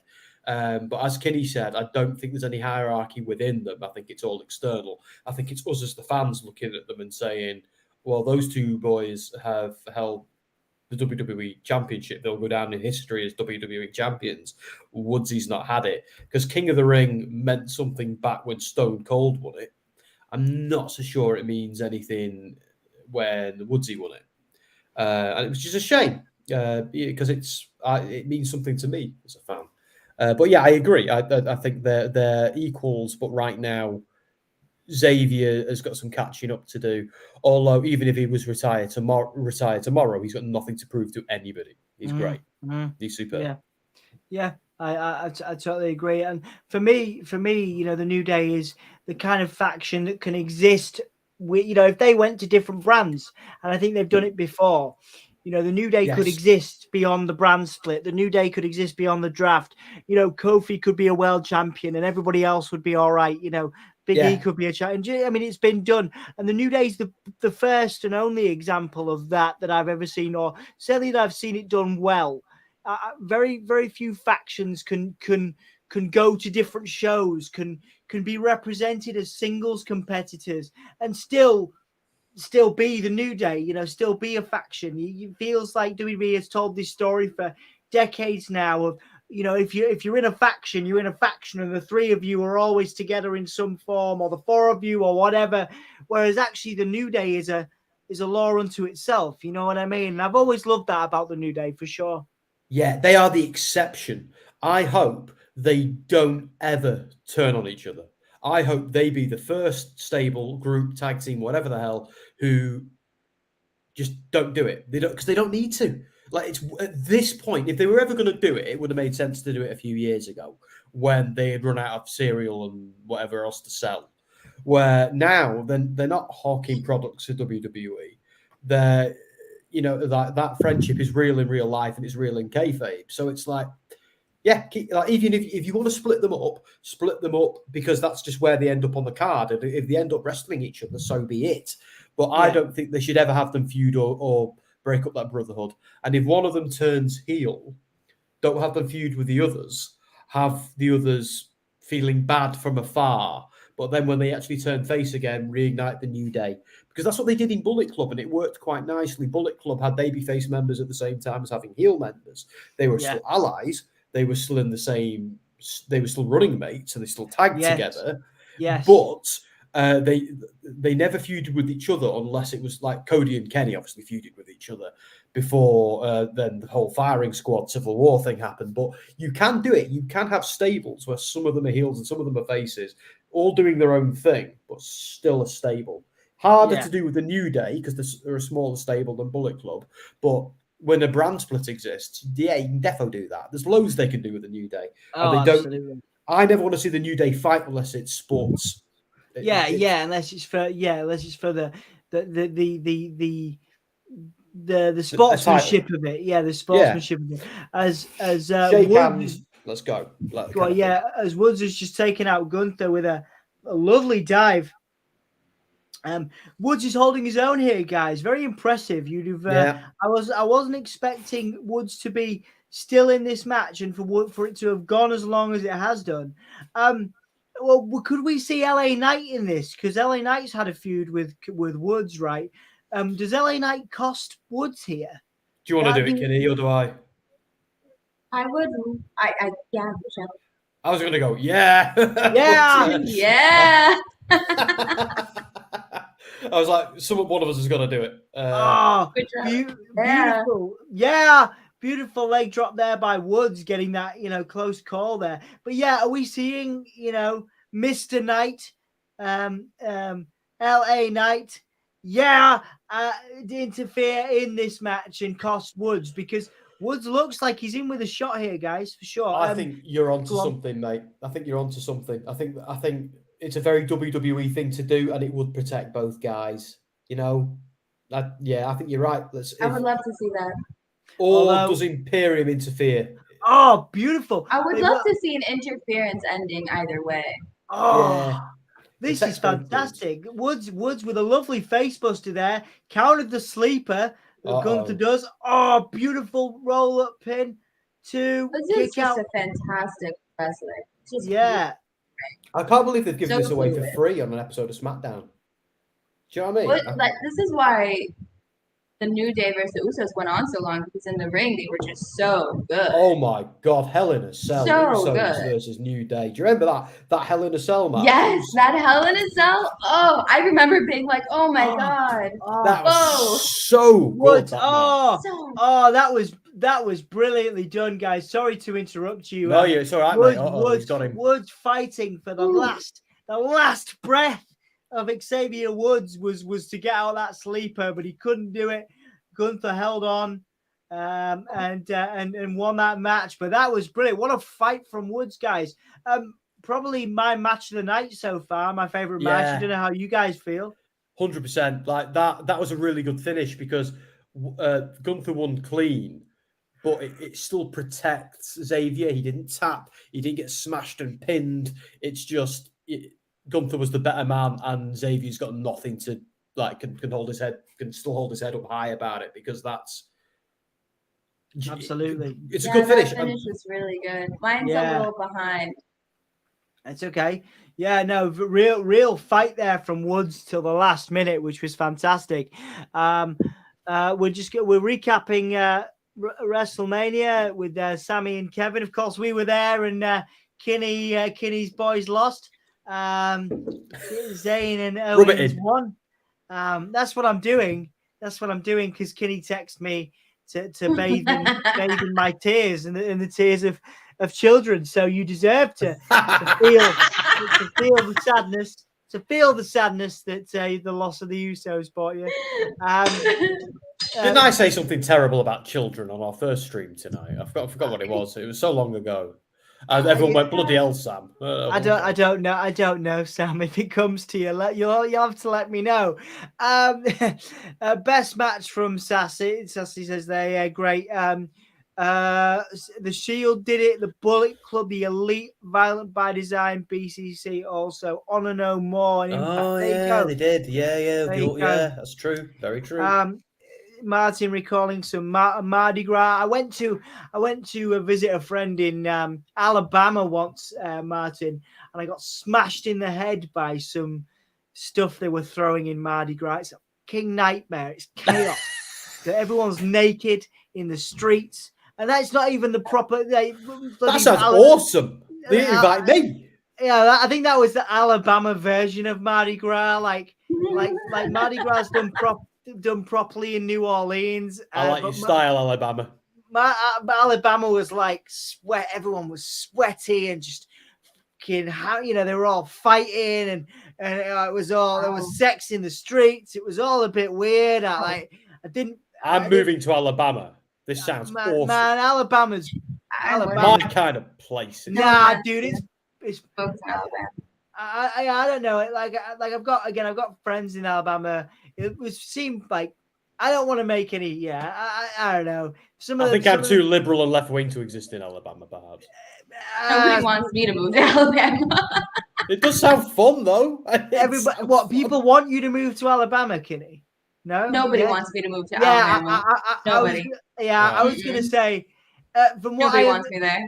Yeah, there was some there were some nice people there, but like I think my thoughts and my feelings are probably with Sam on that. But yeah, it's definitely not the most progressive place I've ever been to in the US. Each southern state has their version of Mardi Gras. Thank you, Sassy, for clarifying. Of course, the majority of our audience is based in the US, so thank you very much for joining us. Well, 2/3 of us are British, and of course, our special guest Kinney, who has been an absolute joy. This is I'm way more excited. This isn't to insult you, Sam. You know, I'm way more excited and alive because Kinney's here. It feels new. It feels exciting. You know what I mean? You excite me too, Sam. But just I remember when I was the shiny new toy. Right, promised me the world, complimented my cheekbones every stream. Sassy, back me up. You have got great cheekbones. I still stand by that. You've got great cheekbones. You know, you want a good cheek. I'm sure you'll bring the sparkle back in his eye again, Sam. I promise. It'll happen. You know, we I brought some Mediterranean love to this place, and but anyway, it's okay. We look, man. We've shared some moments together now. You know, we've shared hotels. You know, Thank you, Sassy. I get that from you and no one else these days. You know, I'm married, so you know, I get told to take the bins out, and that's the extension of our interaction. I'm joking at that. She'll murder. Well, you can have admirers. Sam. Somebody's gonna send a clip of that to your wife. Oh, she's gonna watch it. She watches this back just to see if I talk about her. Hi, Jess. You do all the time. He does. All the time, Jess. All the time. It's great. She says, "I got receipts right here." It don't come off. It doesn't come off. You're very loved, Jess. For sure. But yeah. So guys, we'll go on, Sam. Go on. Sorry, mate. Sorry, I'm hijacking. I forgot to tell you, Jess is getting interviewed by Tom Talks Rubbish on Sunday. I'm serious, deadly serious. So, guys, my wife is getting interviewed by Tom Talks Rubbish on Monday. Tom is going to ask her all about what it's like living with somebody who lives and breathes wrestling and how do you survive it. So it's a survival kit for spouses of wrestling fans. It's going to be great. I can't wait. And I'm looking forward to that. Yeah. So Tom Talks Rubbish is great, of course. For those that don't know, he interviews some of the best wrestling journalists in the world and us. There's interviews with myself. There's interviews with myself and Sam on there, as well as Sean Ross Sapp from Fightful. So go and a bunch of other wonderful journalists. So go and subscribe to my good friend Tom and his channel, Tom Talks Rubbish, who also talks about having a disability and neurodivergence as well. So he's a fascinating person to chat to. He's closing in on 1,000 subscribers. I think he's currently on 689. So go and support him if you can. And if you want to watch an interview with me and Sam and Sam's wife Jess, you can do that. I'll post a link to the into the chat on the on Twitch and YouTube. Yeah. What's the bet? She gets more views than me. What is the bet? Oh, she will. Like within 24 hours.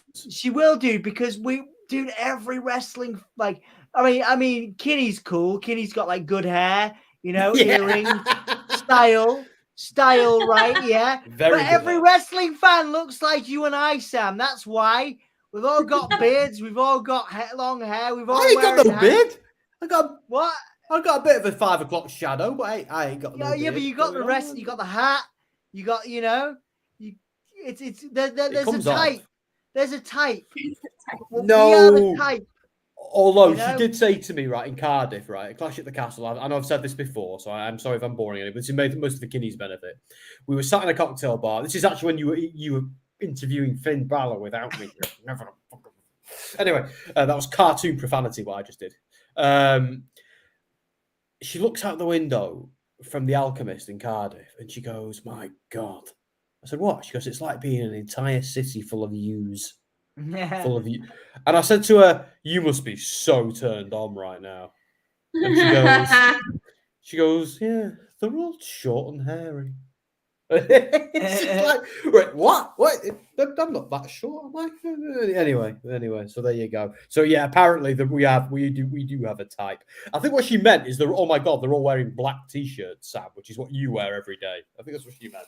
I guarantee that interview, I'm a betting man after WrestleMania. Kinney, calm yourself while I finish talking to. Just don't get too excited. All right, the Usos are coming out. Right. I guarantee you, Sam. You know, I'm a betting man after WrestleMania, winning and losing money. Yeah, I saw it with Anthony. I guarantee you that video will have not because you're not an interesting person, but there'll be other factors to why that interview has more views. I think there may be. Yeah. Go on, Sam. Sorry. Nothing. I'm not repeating. Sorry, I'm so tired, guys. I'm all right. So the Usos are coming out. We're getting that preview of Cody Rhodes and Brock. What are the Usos doing tonight, Kinney? What's happening? I don't know what's happening. What are they doing? What are they fighting, or are they just doing a promo? I'm not sure. I'm not actually sure. They just did the whole recap, so it seems like they must be doing a promo. I have a prediction. It's going to end with them brawling with Kevin and Sammy. Oh, sure, yeah. I mean, absolutely. Don't ask me how I know that. The gift of foresight, perhaps. Yeah, probably. The WWE gift of foresight. So hang on, wait a sec. Whoa, hold up. So you guys, this is really bad to admit, but you guys have watched more Raw and more of Dan's Raw stream this week than I have, because I did not know that Omos was now facing Seth Rollins in Puerto Rico. I'm assuming that happened on. Yeah, that happened. Well, that's been announced. We're also getting a triple threat match for the US title. Lashley. Yeah, about that. Yeah, Lashley, Theory, and Bronson. And now we're getting a six-man tag team match. The Usos. I'm into it. And Solo versus Riddle, Sammy, and Kevin.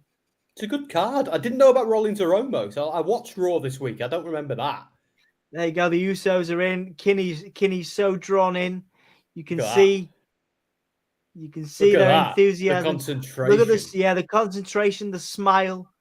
Usos are now in your city. I love the intensity on Jay. The Usos now impersonating Riddle. Dare they? I want one of them hats. But that means I have to take off this one. That's a dilemma. I love this. I love the Usos impersonating Riddle. This is great. I also need to update that banner.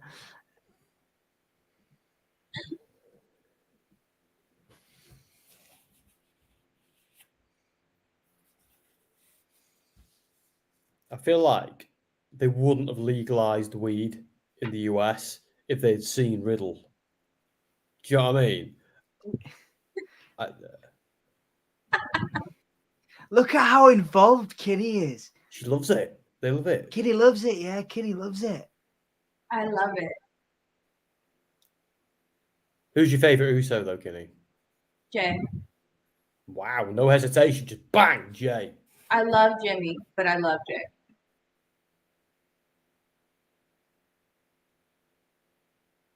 Dom, you might have noticed I keep muting myself and I faff about with my chair because I know. I'm sorry. Did I give you some kind of?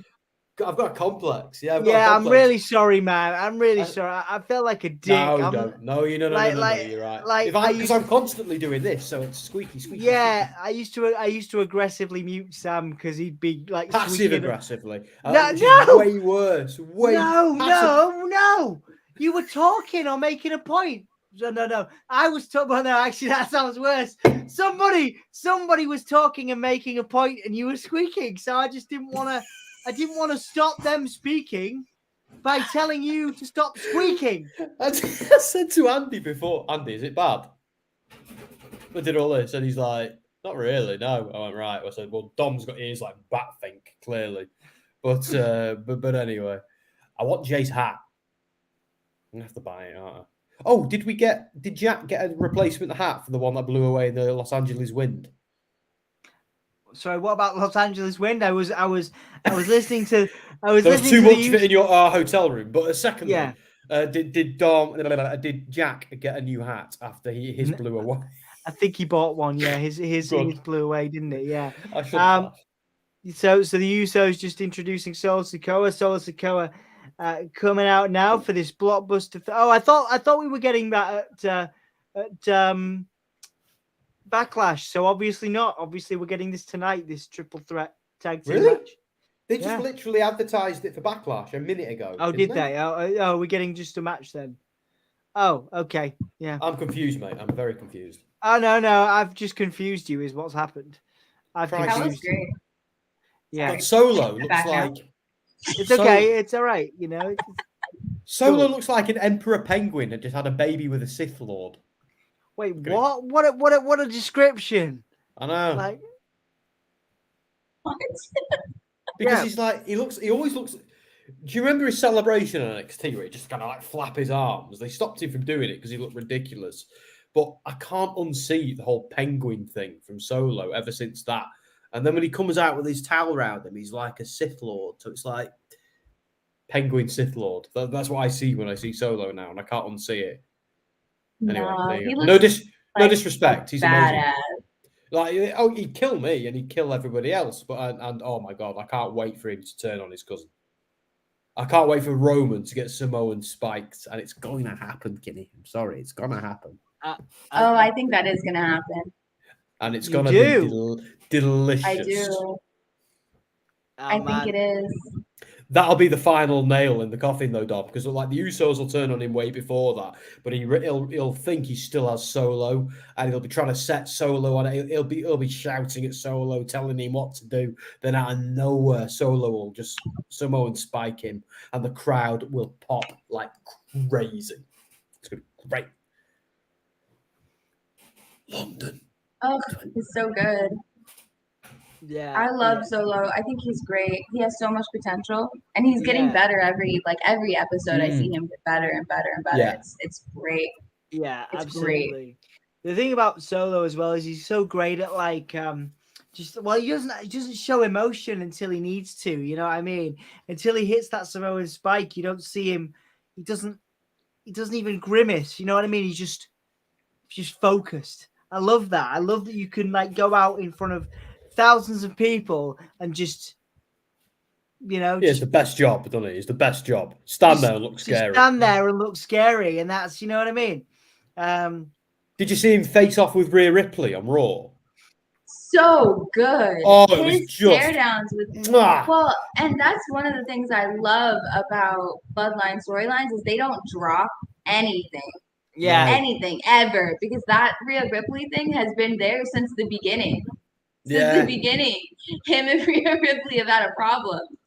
So now you see every time they come face to face, there's a problem, and it gets more intense every time. They can't let it go. That they keep having this problem crop up. They can't blow it off unless. Because in this WWE world, obviously Solo can never do anything to Ripley, unless saying that maybe he can, because we saw Edge spear Ripley that time, didn't we? So, but I think the only way that something can ever come of that is if Ripley just lays into him and then scarpers and gets away, and so, I think because you can't have a feud between someone in the women's division and someone in the men's division who are both heels, although they're probably going to turn Rhea soon enough, aren't they? I imagine. Well, China had mixed matches. Yes. Yeah. One of her first she was the first woman to be entered into the Royal Rumble match. Yes. The men's Royal Rumble match. And she had a clean win over a male wrestler. Yeah. So it does happen. Oh, 100, yeah, 100%. They paid a lot of money to that male wrestler, who I think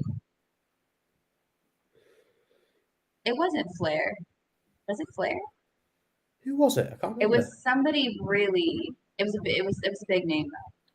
What China's first win against a male wrestler?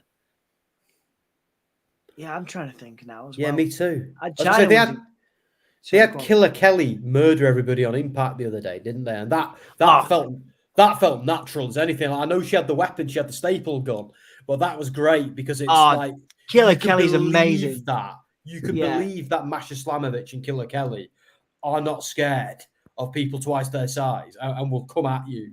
Like that was so. The same with China, just so believable. And Rhea Ripley, Rhea Ripley. She's been messing with the men for a while, so yeah, she's more believable than half the dudes on the roster easily. Like, I don't think there's any ass she couldn't kick on that roster. Rhea, just simple as that. And she looks legit as well. And she's so short, but she still looks terrifying. And like staring across at Solo Sikoa, it's just that energy. Oh my god, it's good. So good. I'd see her booked against Karrion Kross. I think that would be a great way to get Karrion Kross over. Yeah. If he won, I would it think build that some would heat be as well? really good. Sam's getting excited as well. Yeah. Do you know what it is, mate? I'm starting to come round because I want to appreciate intergender wrestling more than I do. I think it was my upbringing and things like that. I have some real issues with violence ever being done to somebody. Yeah. Do you know what I mean? I do. Yeah. But in wrestling, it works because like I'd have no problem with like Rhea Ripley, for example, going up against Solo Sikoa. No problem at all with that. That works for me as far as I'm concerned. I actually want to see it. But then there's other things that I might struggle with, and it's I don't know. It's an interesting conversation. I think it is. It's one for another stream, perhaps. Yeah, it is one for another stream because obviously, you cover wrestling. You've been a part of, the industry in a form, and you also do these streams, and obviously we have Kinney here as well. It's an interesting one because for me it's theatre, man. And all this is theatre. So whatever gender you are, whatever you whatever you want to be.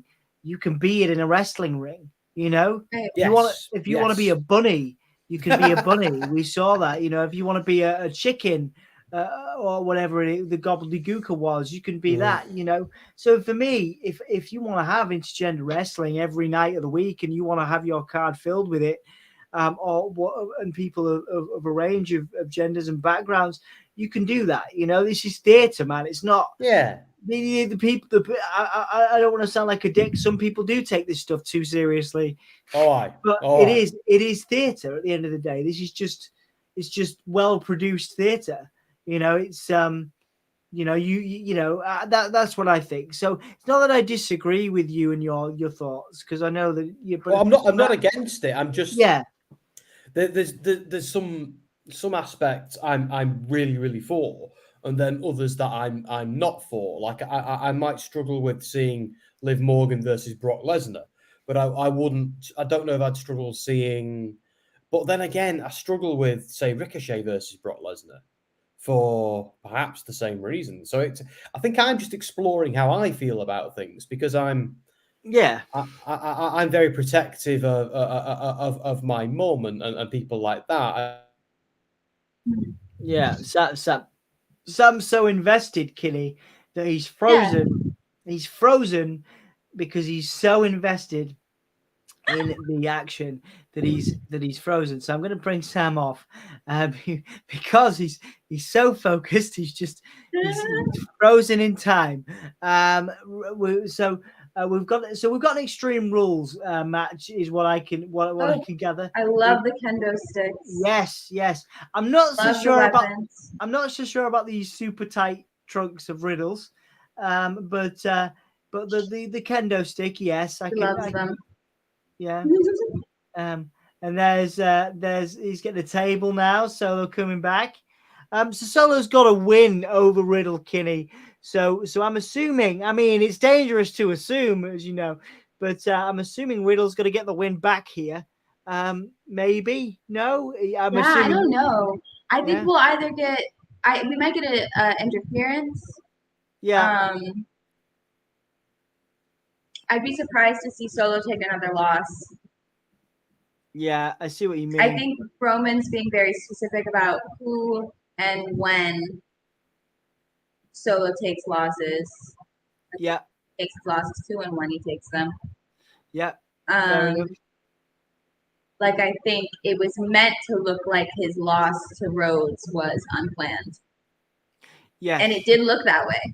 It did look that way. Yeah. Which was good. So we'll see. Yeah, I guess. Yeah. I guess it's a fascinating conversation, the dynamics of the bloodline. And while we're on a break, for those people that come back to this, or those people that continue to join us, for people coming back to watch it, what is your fascination with, because you are doing a research paper on the bloodline, I believe, from our first conversations, where you're actually you're going to study wrestling and you're going to study the bloodline.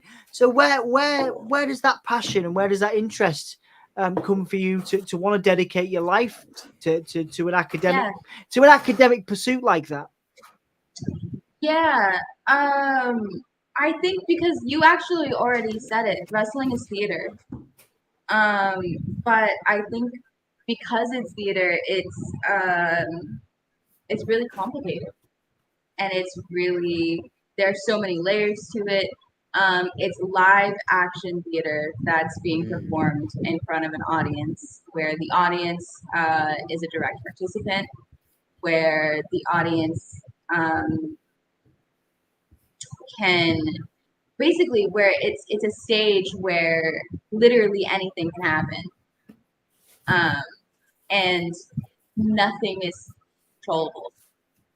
It doesn't matter how much the network or the writers or the directors or the creators or the owners try to plan for certain things to happen. The performers on that stage, and you put the audience in the seats, and literally anything can happen. And I think that's part of the reason I love wrestling so much.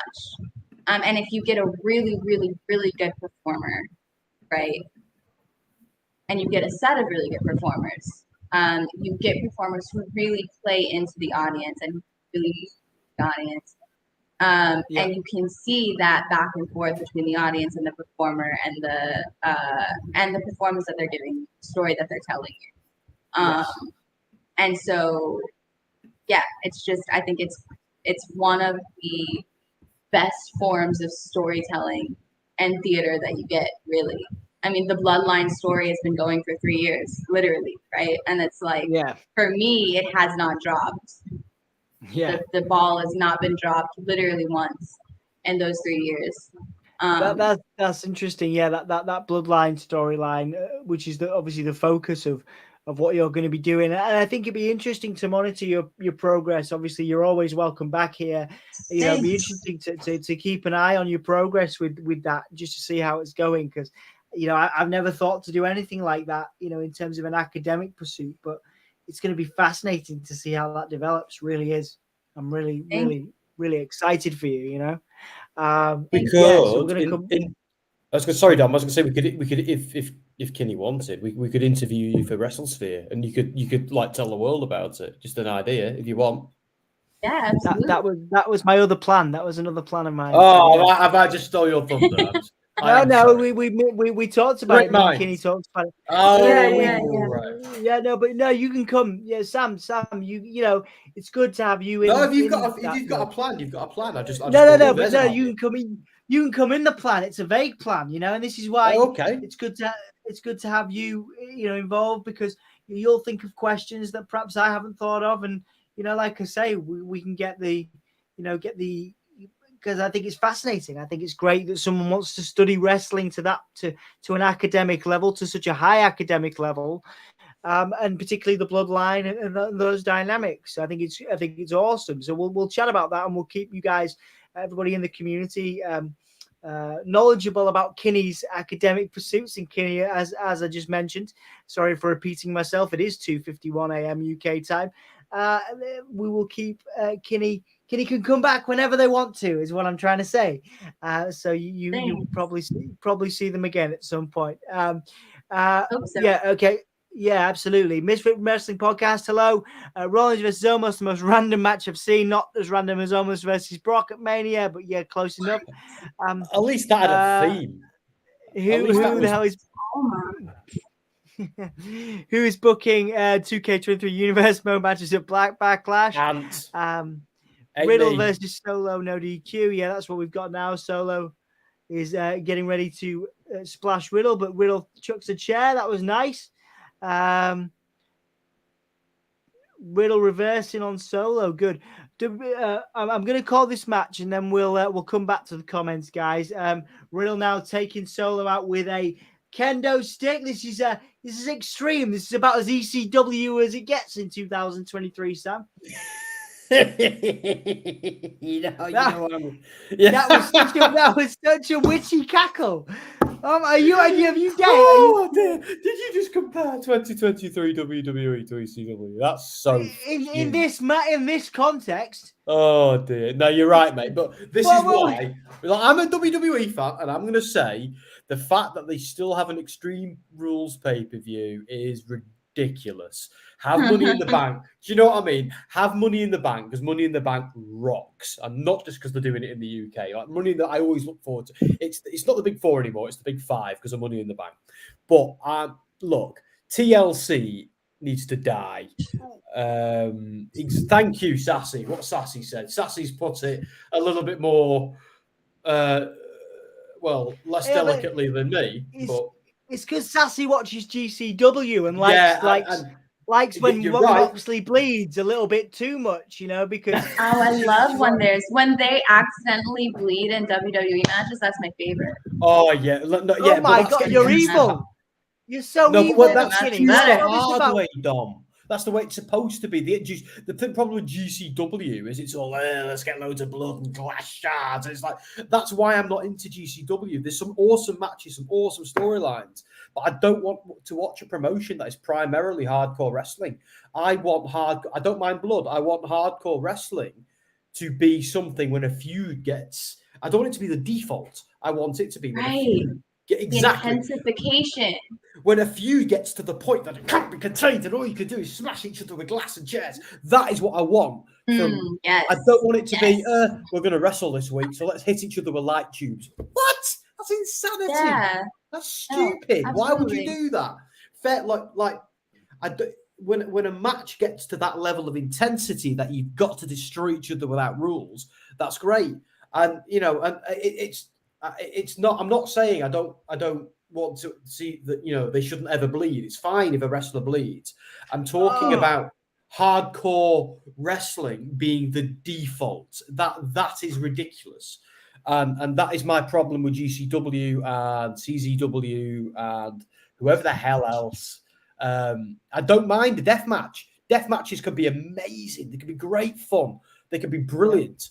But only when but not at the start of a feud, at the end of a feud. I don't want to see a friendly death match. That's ridiculous.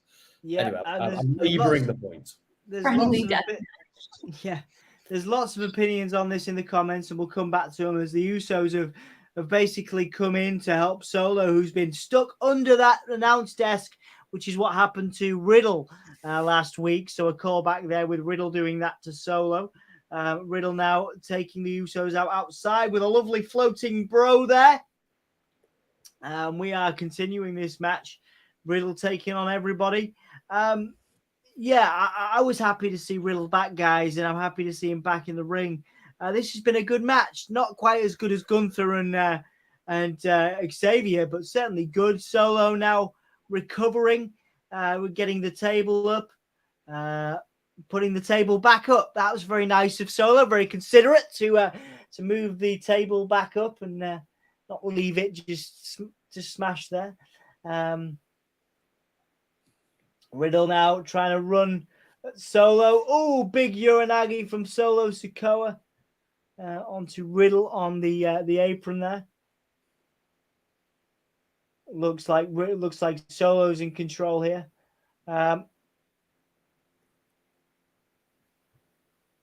Solo with the Riddle ducked under the spike. Impressive. Lovely knee. It's my chair. Sorry. It's all right. There's the spike from Solo. And Solo gets the win there. Kitty, I think you're a bit evil. Like you want to bathe in like the tears of children, and then you love it. You love it when people bleed. You when people accidentally bleed, not even intentionally. But that's when it is. That's when it's good. That's when it adds intensity. When it's. Yes. Do you know what I mean? Like, when they juice the hard way, that's when it's like how in a match a certain botch can sometimes add a level of legitimacy, a level of human error that makes it look like a real fight. And when, like, sorry, Moxley at the moment, I'm still furious with him for sitting on the turnbuckle while the camera's fixed on him on an AEW show. And this is just as much Tony Khan and the cameraman's fault as well. And bladed in full view. Like that, not only does that break kayfabe, it destroys I can't. He bladed in full view. Moxley. Yes, he sat there on the turnbuckle. Don't get me wrong. If you're only half watching it, you wouldn't have noticed. But if you're like watching it like some weirdo like me watches, like just you see him overtly blade, and when you blade, you need to be down and like a quick one like that. You don't do it sat on the turnbuckle in front of all the fans, and I'm this close to start fast forwarding Moxley matches as a result of that. This close. Don't say that to Sassy. Sorry, Sassy, mate. Yeah, you can't say that to Sassy. No, but it's not my fault. But that's not my problem. It's his problem, and it's Tony Khan's problem. It isn't mine. I want to buy in. I understand blading is necessary, especially in hardcore matches. I understand that. I'm not going to argue with that. Don't do it overtly. Don't like. This is how fake this match is. Like, no, sorry. Like, kayfabe should count for something, even in AEW. Sorry, it should count for something. And also, Moxley, you don't need to bleed in every match, mate. Have a normal wrestling match once in a while. Sorry, I'm just mad at Moxley at the moment. This is a wider discussion. We're here to discuss SmackDown. We'll leave Anthony. We'll leave Anthony to AEW and John Moxley, and we'll leave Moxley fantasizing to Sassy, our moderator. You think Sam that Sassy might have a little bit of a thing for you, but it's not nearly as much as Sassy loves Moxley. That's all it is, Sassy. I'm just jealous of Moxley. That's what's going on. Like, Dom has just called me out accurately. That's what this is. You got to remember, Sassy, I've been married for a long time, so I'm at the point where I'm starting to think, like, our interactions are: did you do the washing? Yeah. Did you put the dishwasher on? Yeah. Okay, cool. Night. That's what it is. Like, she's gonna watch this, but like married couples only ever have sex when both their iPads run out of power in 2023. That's when it happens. So you find yourself deliberately draining both iPads to, oh, look what happened. They're both dead. Might as well. The plugs are gone. Oh, whatever. Yeah. Smash. What a shame. Well, Jess, this has been, if you're watching this back, this has been informative for all of us. Hey, darling.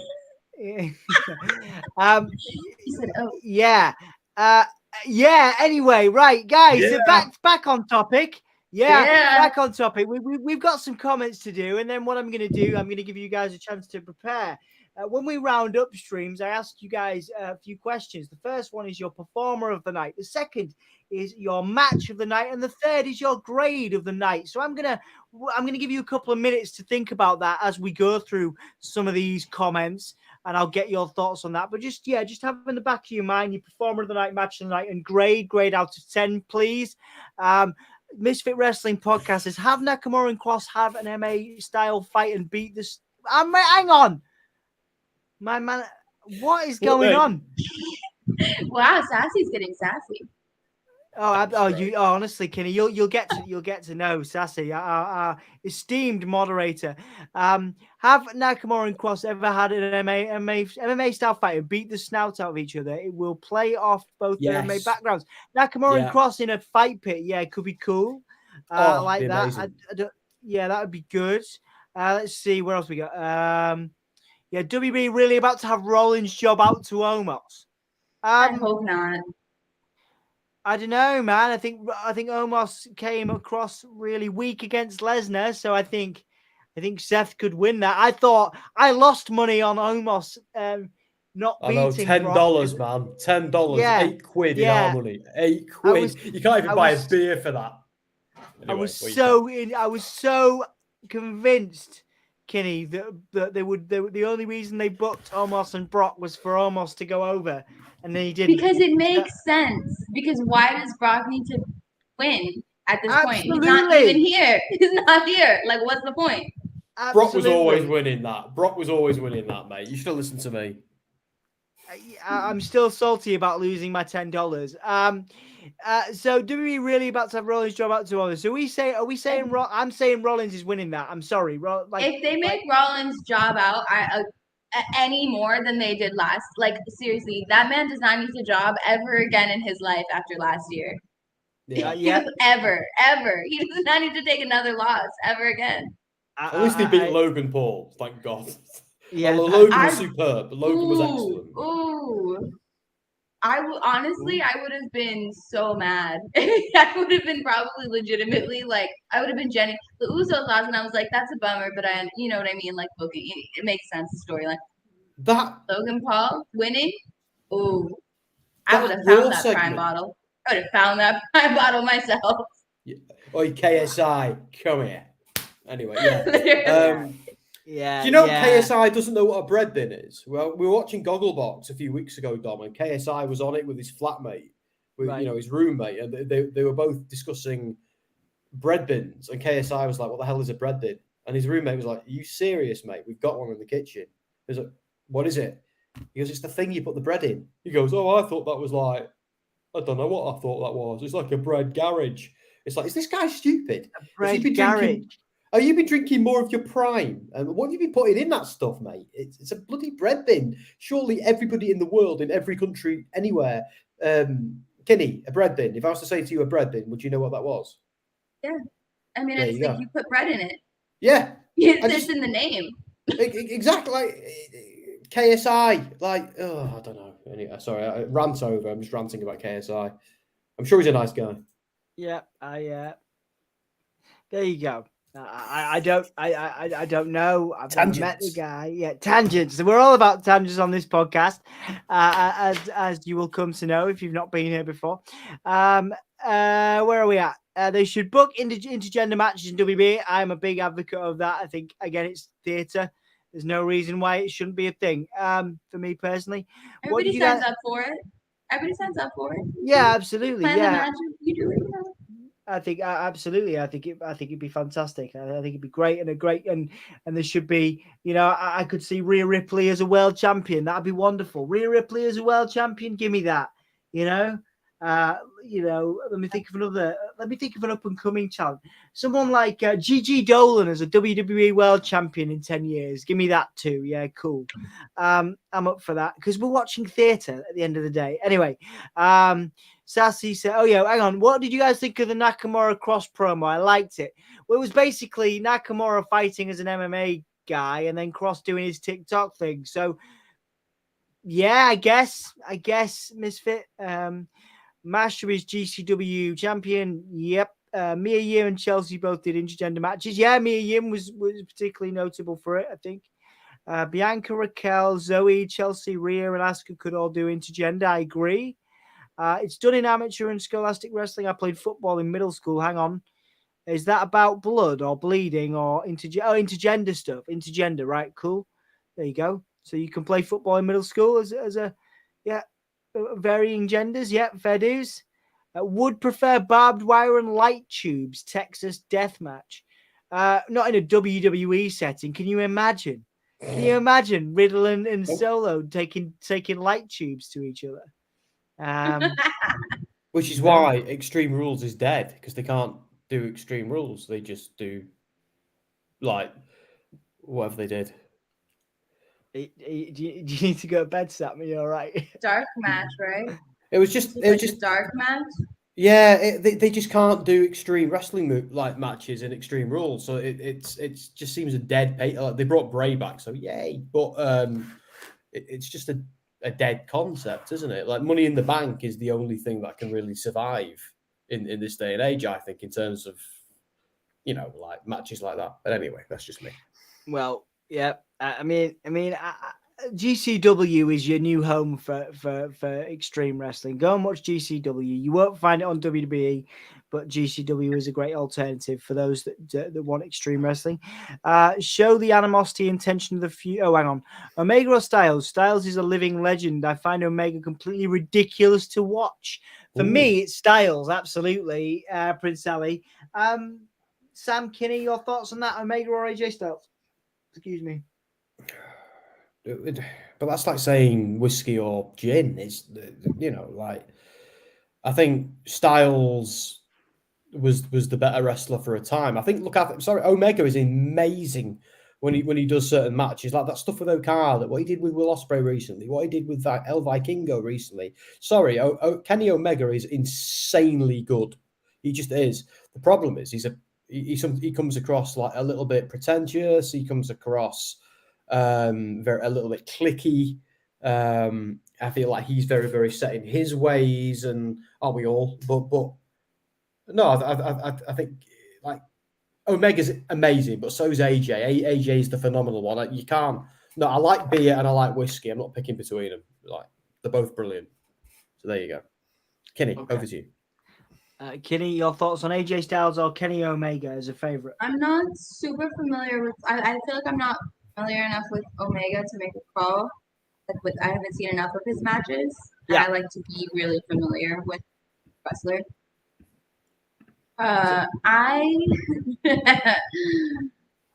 not a huge fan of Styles personally, This is again, it's about like personal, what do you like in a wrestler? Like, what do you look for in a wrestler? I don't like faces in general. Like, I'm not a huge fan of faces. I know, because you want to drink the tears of children and bathe in the blood of the innocent. Yeah, pretty much. Yeah. I don't know, man. I like to get excited. I want to be excited.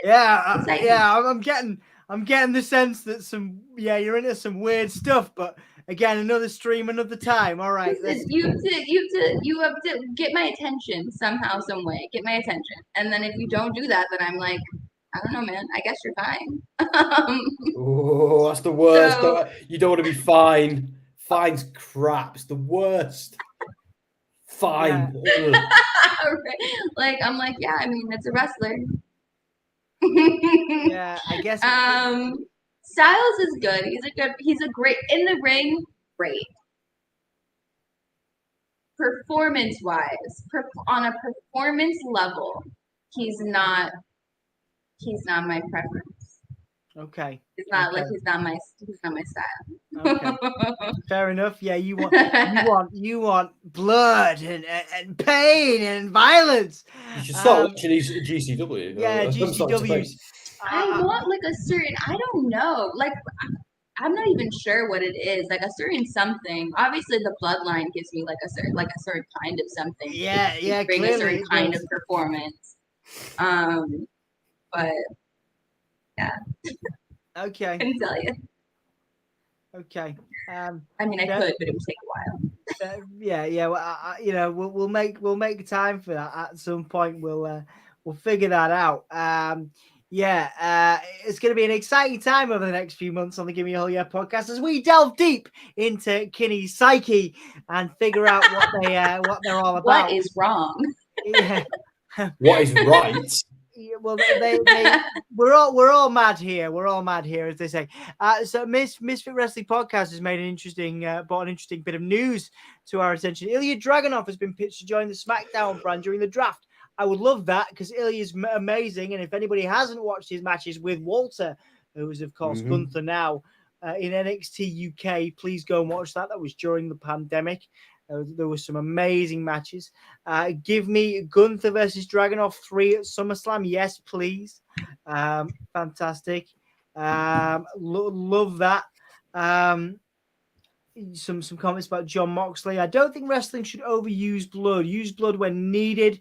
The most Undertaker versus Shawn Michaels, for example. Yeah, I suppose. Yeah, I can see that. More.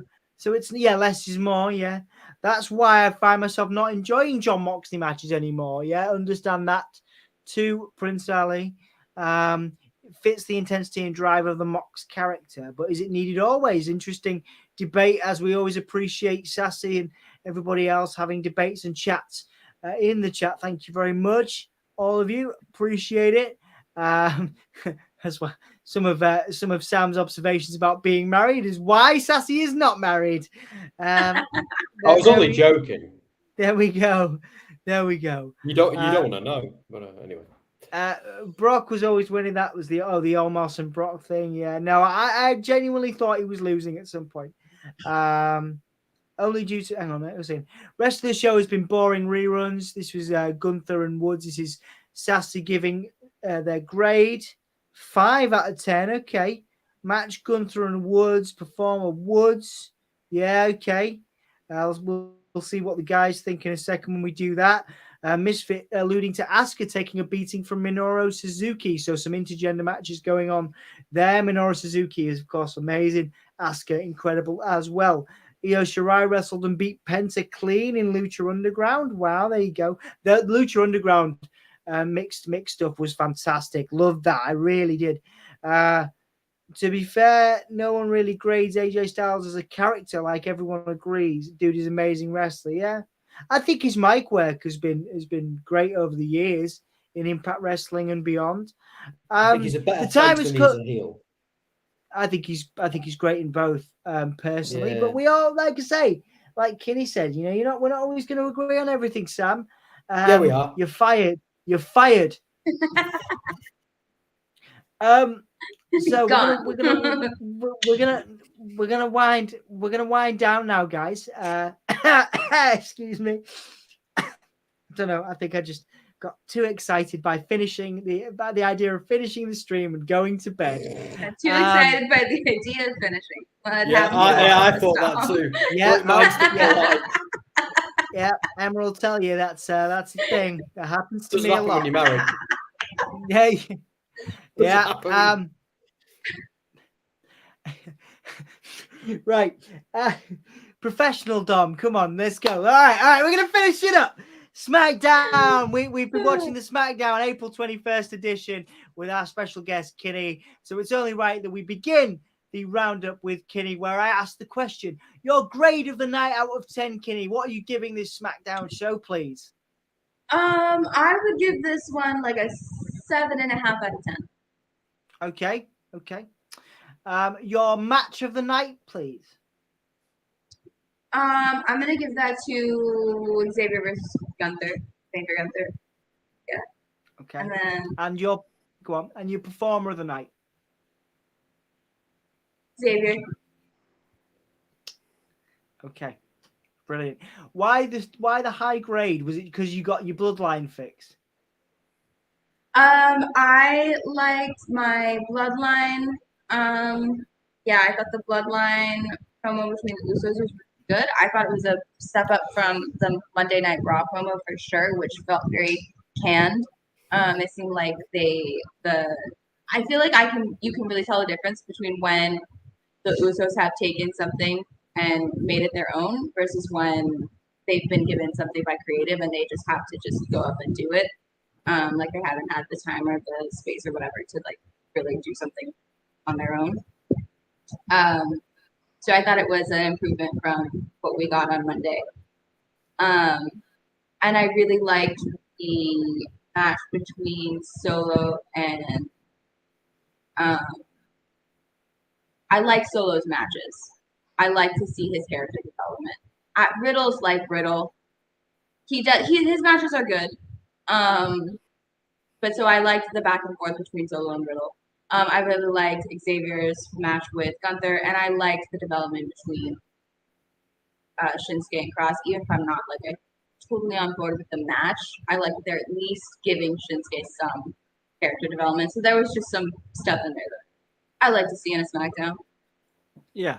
Yeah, it was a better SmackDown, but I think a lot of that has to do with the company, you guys and stuff. I tend to enjoy SmackDowns more when I'm engaged in conversation and Right. there's constant back and forth. And again, sometimes it's when we're seeing the same stuff over and over again, week on week, which seems to some might say that's tied with a potential Vince return to the backstage role, but that's for again another time. For me, this was an okay SmackDown. I'm going to give it a 6 out of 10, and that's only because of the Gunther and Xavier match. I also enjoyed Solo versus Riddle. I thought that was fantastic. But my picks are exactly the same as yours, Kinney. Xavier is my performer of the night. My match tonight is Gunther and Xavier. It was absolutely brilliant and really saved the night for me. Although I also enjoyed the Liv and Raquel and Chelsea and Sonya match. That was surprisingly good. They, Sonya and Chelsea are great heels. So not a bad SmackDown. Probably one of the better ones we've seen in recent weeks, I would say. Sam, your thoughts, please. So I'm going to give it 6. It wasn't bad. It was completely inoffensive. There were some all right matches on there, but my main beef with this show is it didn't further any storylines, especially. It spun the wheels a bit because they've got Backlash coming up and they know they can't do anything because they've got some glorified house show pay-per-views coming up until SummerSlam. So they just do. So until SummerSlam, after Backlash, until SummerSlam, it's going to be a lot of good matches and fun, but constant wheel spinning. I'll be happy if I'm wrong, but we saw Clash at the Castle. As soon as they leave the United States, it's a glorified house show until they're back in the United States. We know that. So, so I'm giving it a 6. Match of the night, same as you guys, going through Xavier, because I think it was the only one worth shouting about. But I'm going to give my performer of the night to Gunther, not Xavier, because he was the winner of that match, clean, without cheating. No.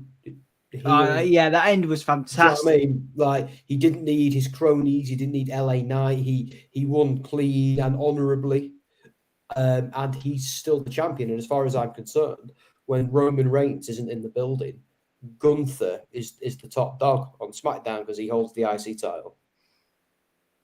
Within the men's division, of course. Yeah, he's incredible. He really is.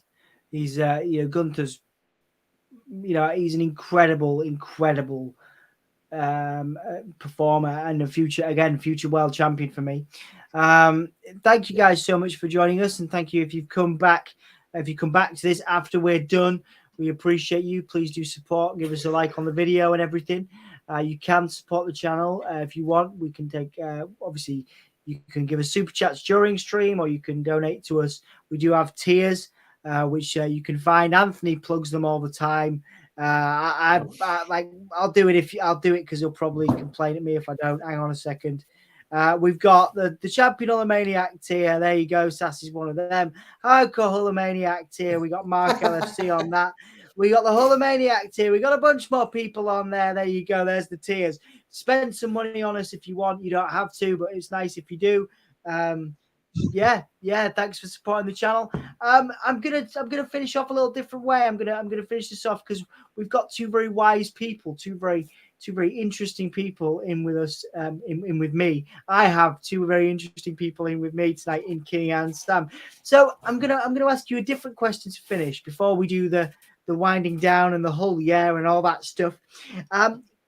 Sam, if I was to ask you for a gem, a nugget of advice that you've received in your life, doesn't have to have anything to do with wrestling, doesn't have anything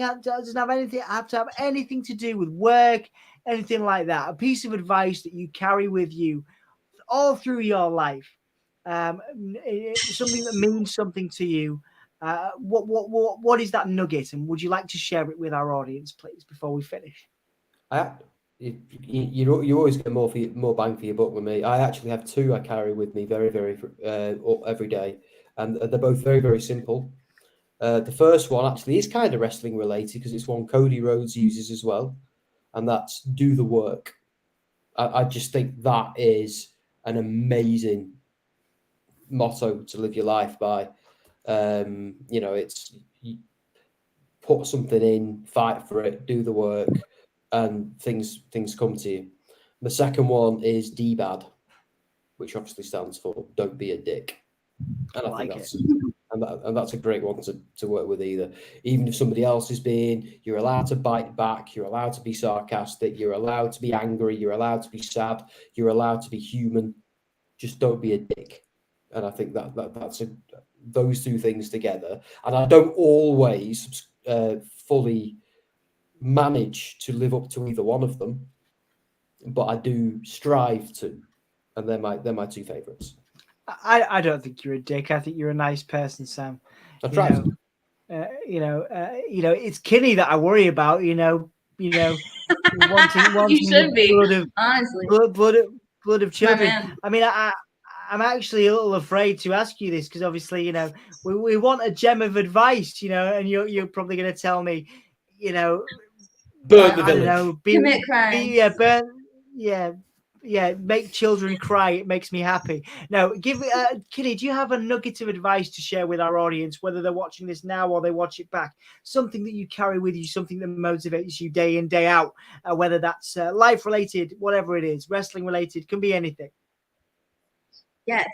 I think the thing that's really guiding me right now is that, and I think this is something that you and I have talked about before, Dom, actually, like the first time we met, is really that it's never too late to find your path or to get on your path. And it's really hard to stay on your path, but go straight. It's never too late to get back on.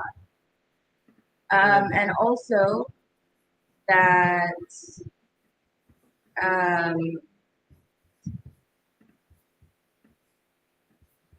actually, yeah, I'll just leave it.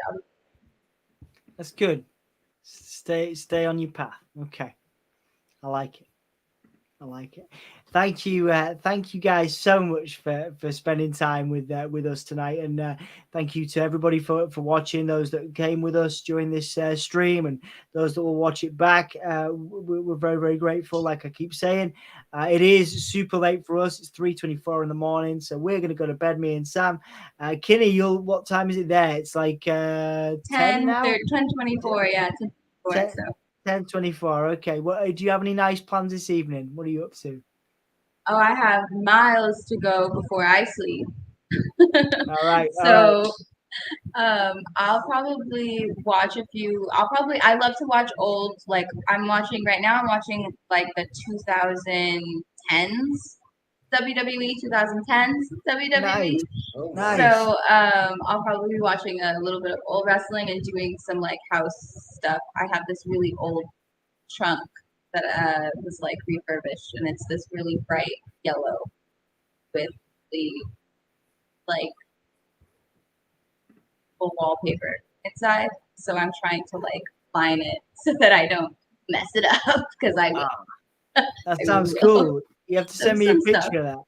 I will. Yeah. It sounds really cool, man. It sounds like vintage. Like, it sounds nice. I like it. Sounds cool. Good. But you all have a great night. Everybody have a great night. Thank you so much for welcoming me to the Give Me a Hole Yeah podcast. It was really, the live stream was really, had a great time. Of course, you're now a Hulkamaniac, Kinney. And what we do, even though this makes he hates when I do this, but I do a thing where we count down from 5 when we finish up, and then we do some jazz hands and we shout "Hull yeah." You don't have to do it. I'm gonna do it, but you can do it if you want. Wherever you are in the world, you can do it too. If you want to shout it, you can shout it. If you want to whisper it, you can whisper it. But we're gonna count down from 5. Sam, are you gonna do it with me? I never know which. Yeah, I was gonna say you do it with me, don't you, Anthony? I'm a bit more chill though when I do it. I'm not quite as enthusiastic as you are. I'm a little bit more stoic. about it. I'm so excited for Ben, but I'm also very excited that we got to do this, guys. Thank you so much. This has been an absolute pleasure, and I can't wait to do it again soon. We'll see you guys next week. Dan will be back on Monday with Raw. Anthony will be back on Wednesday with AEW Dynamite, and we will be back on Friday with some SmackDown. I believe it's the first night of the draft, so that's exciting. See you next week, guys. We'll see you in a bit. 5, 4, 3, 2, there you go. 1. Oh yeah! Oh yeah! I've not got the thing right. Keep going, guys. Keep going. This happens every time. Keep going. All right, we're good.